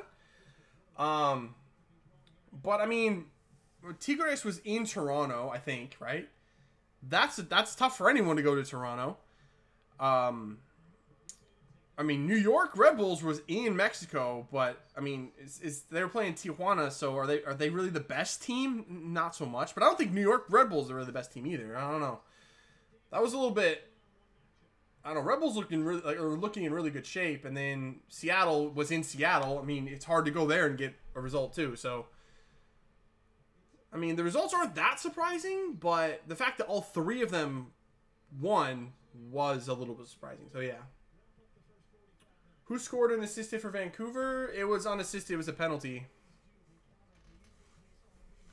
and it was Kamara on the penalty.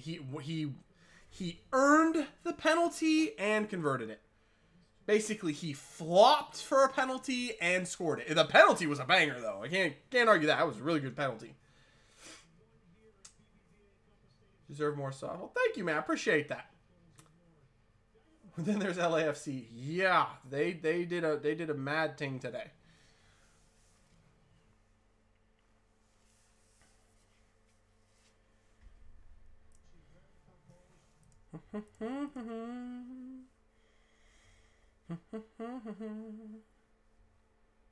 Chicago's had some chances in this match. They probably should have at least had one by now. Not many, but I mean they've had a couple of that second goal that Sporting scored. It triggers me to even watch it. If Casey sells Shaloy, I'm gonna cry.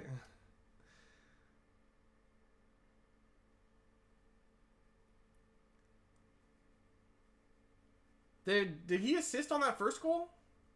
Or the second goal? Shaloy? I'm never going to get his name right.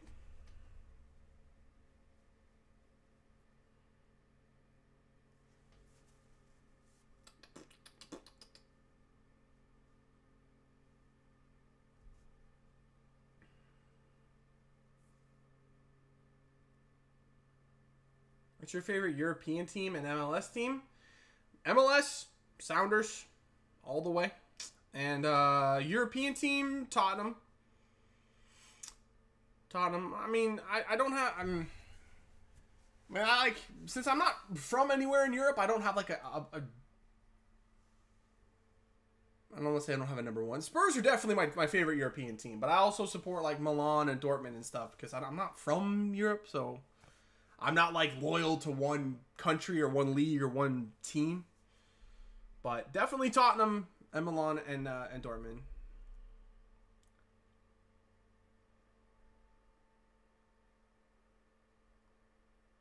I think Club America will win the CONCACAF Champions League. Yeah, I mean, I think that they are the kind of the team to beat at this point.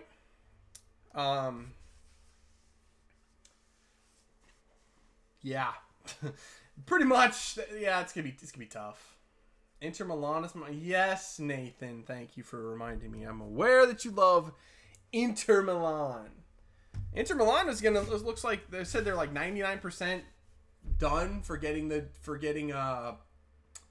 that Argentinian striker playing in Argentina? I can't remember his name. It's like one of the highest potentials in FIFA for young strikers. I can't remember who the hell it is. I don't remember what's his name, but apparently he's going to Inter, so yeah, which is good because I think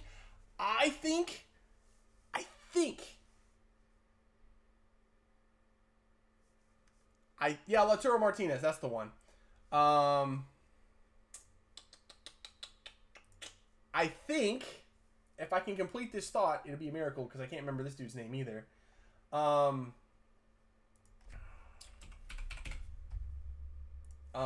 Give me one second. I'm looking him up.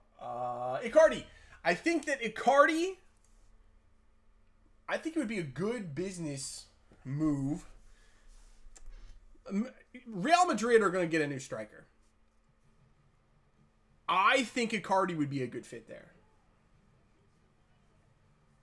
But we'll see. We will see.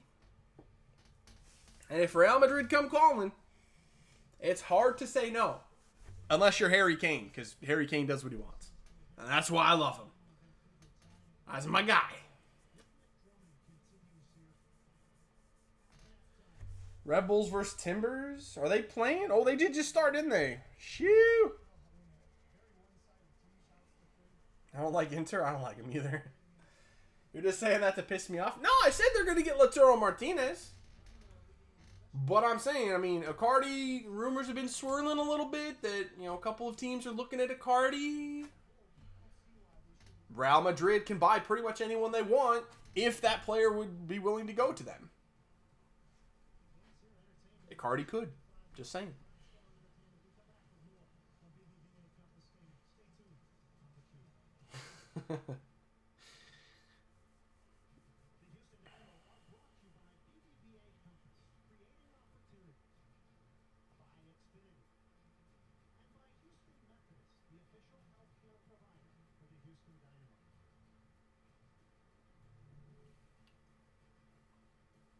Cardi just signed a new contract, though. That's true. That's true.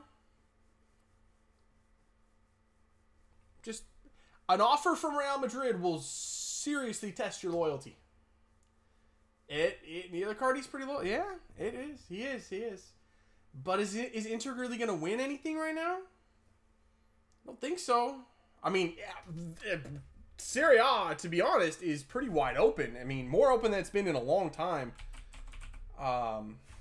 Let's take a look. So Napoli's on top right now. Point right there. Juve's in second. They're way out in front, though. Inter's in fifth. Inter is in fifth.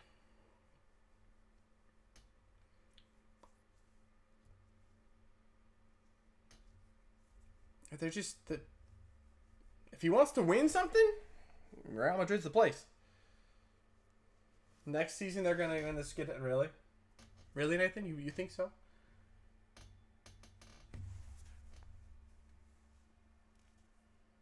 I would bet against that. Just saying. I don't think that they are.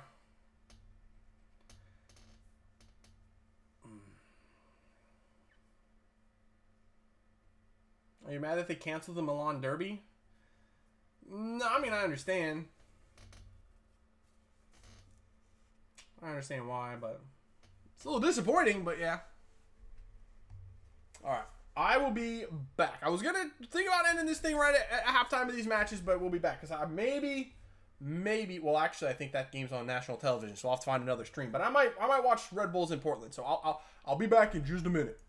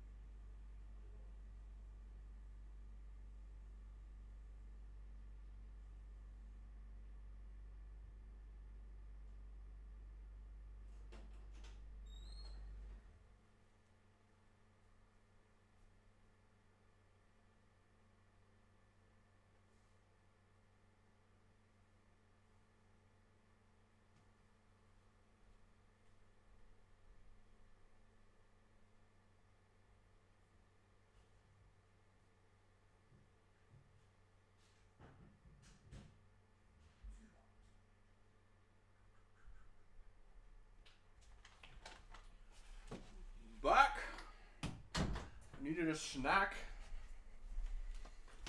Walk. All right. Whew. All right, man. Let me see.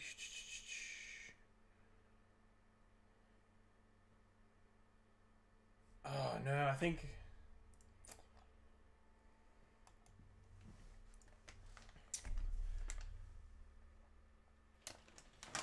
No, that should be on. Looking for the... There it is. Nope. It's blacked out on MLS Live. Really?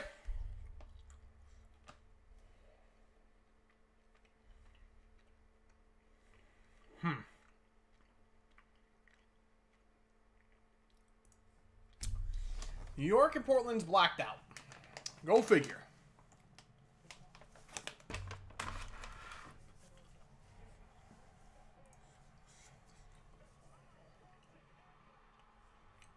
Chicago did almost score. I just saw that.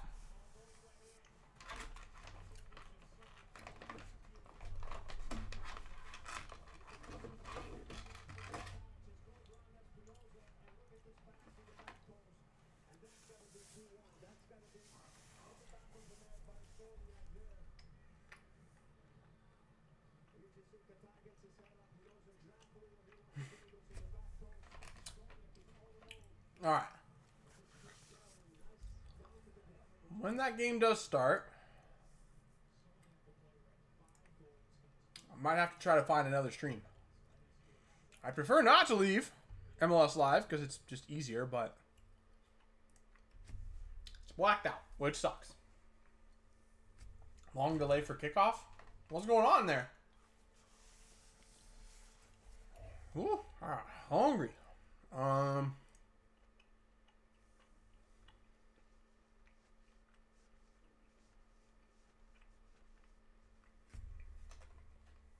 Going to a Red Bulls game if we get New York booked. That'd be cool. I was definitely like... Red Bulls is one of the places I'd love to go see a match. NHL team coming to Seattle? For sure?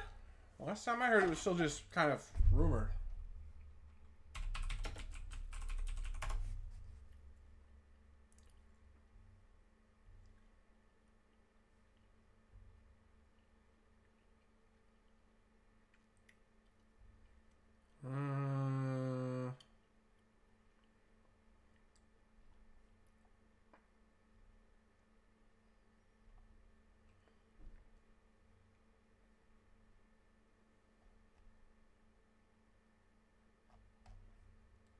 Does look like it, but I don't see anything like for sure that is going to be one. Oh crap, I went back. Didn't mean to do that. Go back to the game.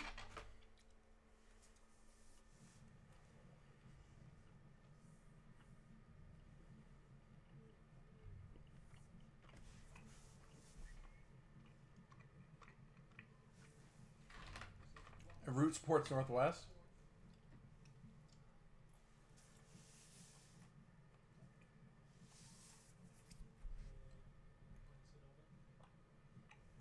Who's going to win what game? New York and Portland? I'm going to pick... Something's telling me it's going to be Portland, but I don't want it to be. I want to say like 2-1 New York, but I think it's going to be Portland.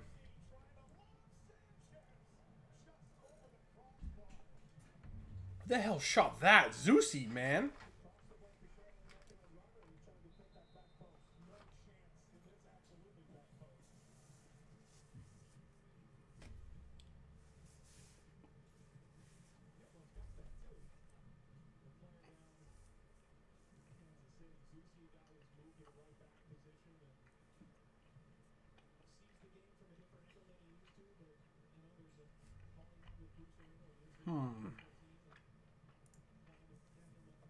All right.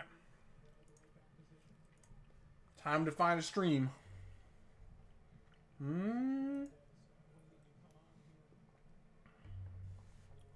Let's see.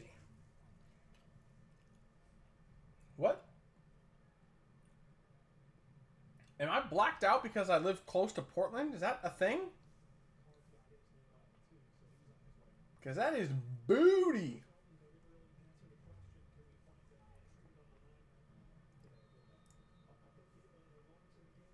Oh no. The stream I found.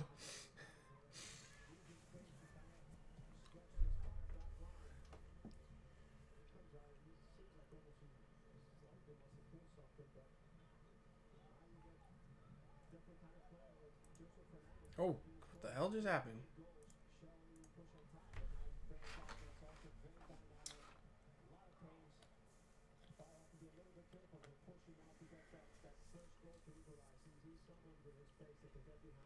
Boys, the stream I found.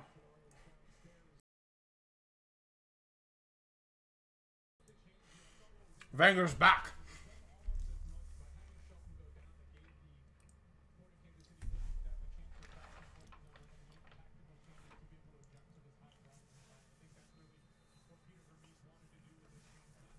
But Valerio will score somehow? Could be. Could be.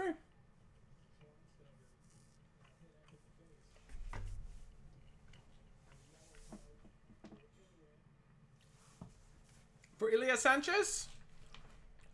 Nathan, I don't think you understand how good Sanchez is. He picks up yellow cards like nobody else.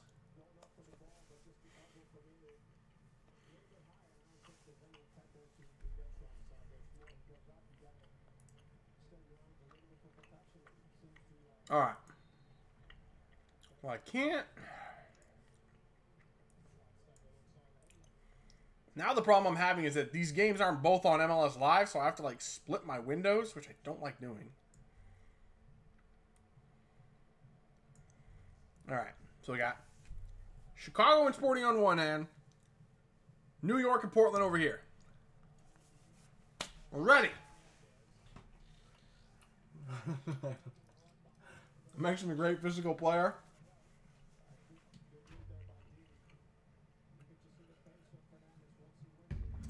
Yeah, Felipe leads the league in yellow cards like every year. He's not a great physical player. He's just an idiot. Sometimes picking up yellow cards just makes you an idiot. Red Bull captain, Red Bull's keeper is the captain. Yeah, but that's Luis Robles. He's been there for like ever.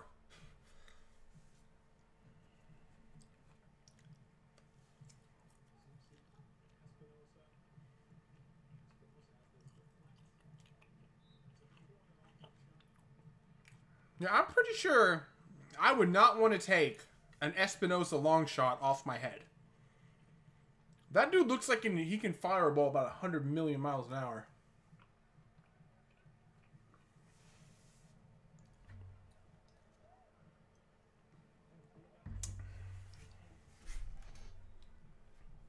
Yo, Robles has got the crowd fired up at Red Bull Arena. Let's go.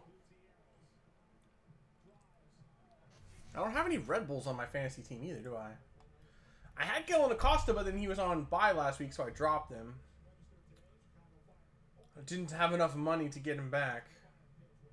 Kapilov has me a total of -1 fantasy points today. Great job, Kapilov. Shitty fucking Chicago defense. Why do I think the starting of them was good? Well, to be fair, they're playing at home against a Sporting Kansas City team that can't usually score goals.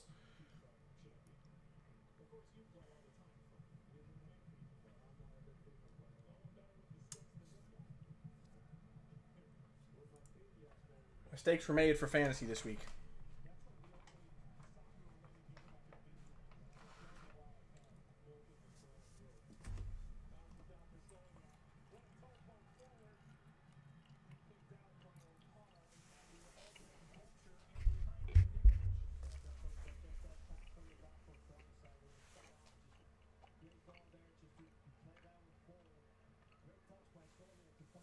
Rex Shea just scored?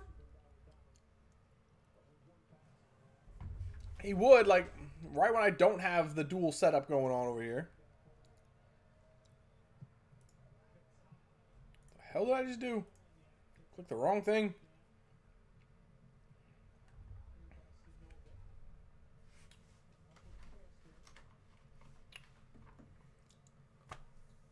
That's it. I'm going back to the Houston game.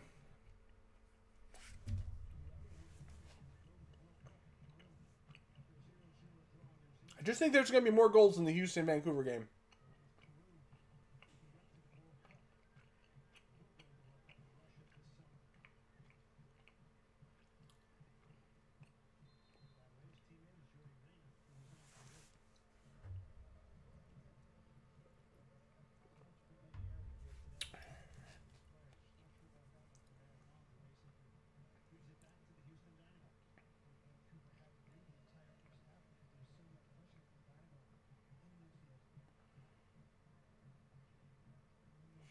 I might just turn off this Houston-Vancouver game and just watch Red Bulls in Portland, to be honest.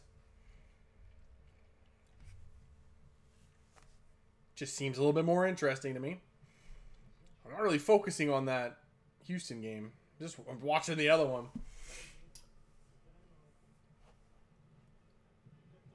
Here we go. Ball in. No, nobody back post. Come on, man.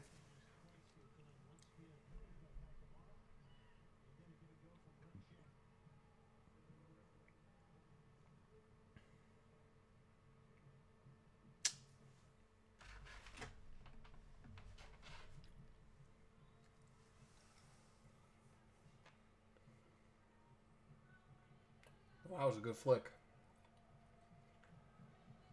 Would have been if I do one offsides. Woo!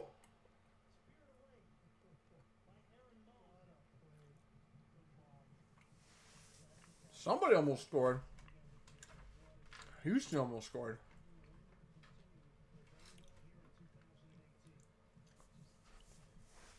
You know, Wenger's kind of a beast, isn't he?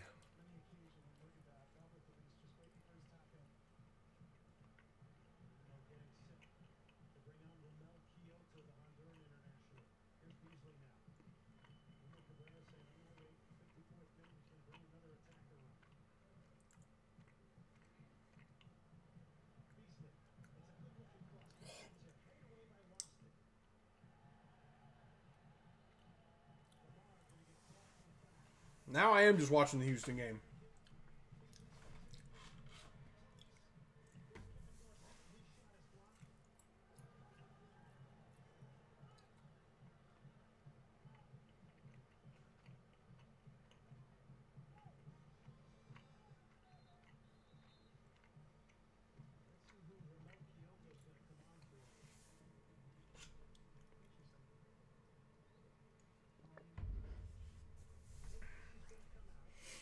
I only have so much computer screen.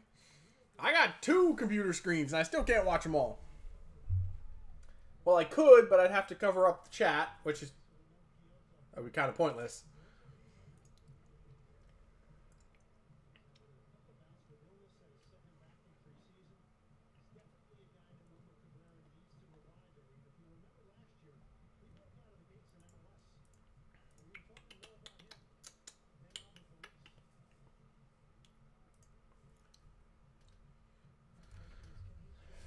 I hop on Twitter for 1 second, see 17 tweets about Fortnite, get triggered, and close the window. It's pretty much how Twitter goes for me these days.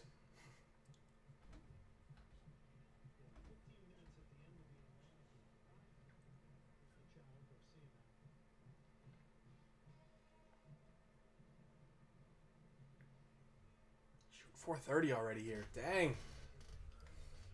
I don't have much time left. It was a good ball for Portland, though. Oh, that's a great... Why did he leave that? Portland really did not do that. Did not play that very well.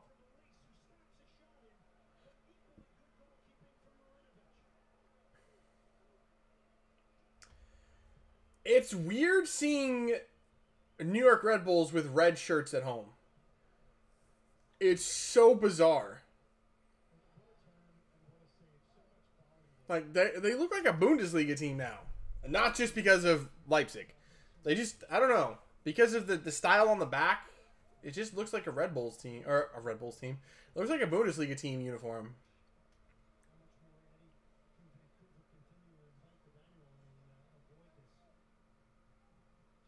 Etienne, that was a nice move.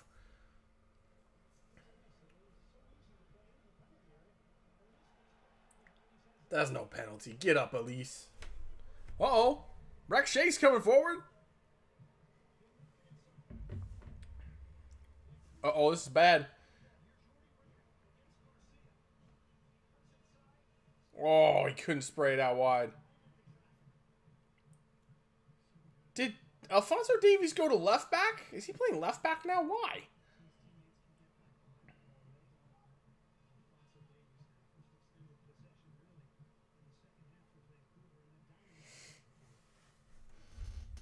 They look like Freiburg or Ingolstadt? I don't know. They just look... It's just not... It just doesn't look like a normal Red Bulls team. It's just weird seeing with red shirts at home. Because they always have had white. It's just bizarre.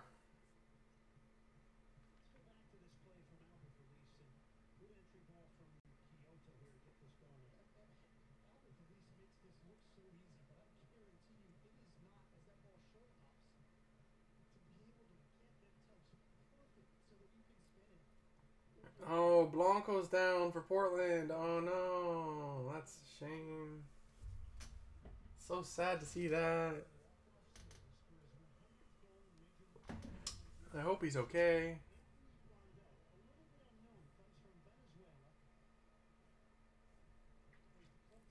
What happened to him?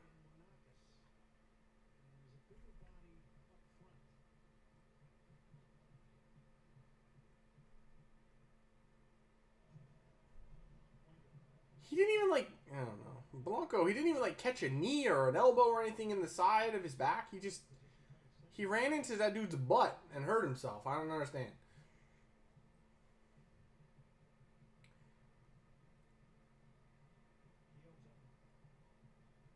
Like, where's the injury? He ran, that dude's hip hit him in like the kidney. Whatever. Come on, Houston.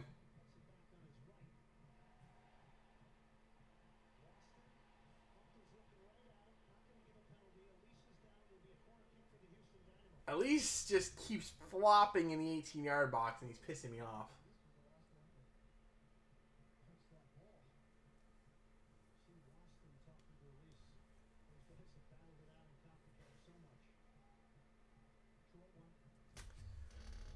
All right.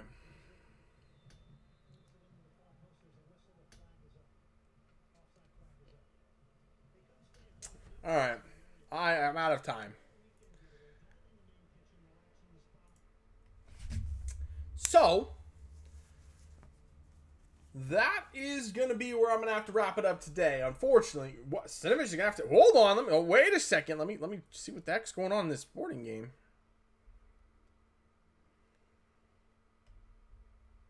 What is happening? It's going to need stitches? Damn. Whew. Anyway... Yeah, I saw that Madrid coming on. What was I saying? Oh yeah, forgot what I was talking about. So I'm out of time today. I gotta wrap it up here. But it's good hanging out. I like this type of live stream. That was a lot of fun. Just kind of hanging out, chatting some MLS, watching some games. It's good stuff. I don't know if we'll do it every weekend, but we'll do it every once in a while. You know, we'll see. We'll see what I'm feeling like streaming on Saturdays and stuff. So. That is going to be it for this one. Thanks for coming and hanging out. It was a lot of fun. And I will catch you guys probably next weekend. Don't know with what, but probably will be streaming anyway. See ya.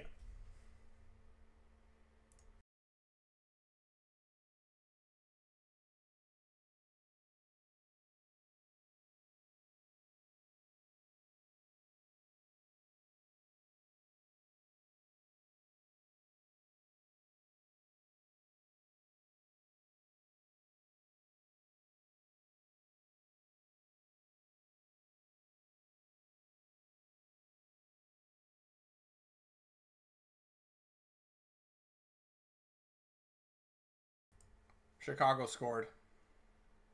I'm just saying, that was actually a pretty nice goal. Now I'm gone. See ya.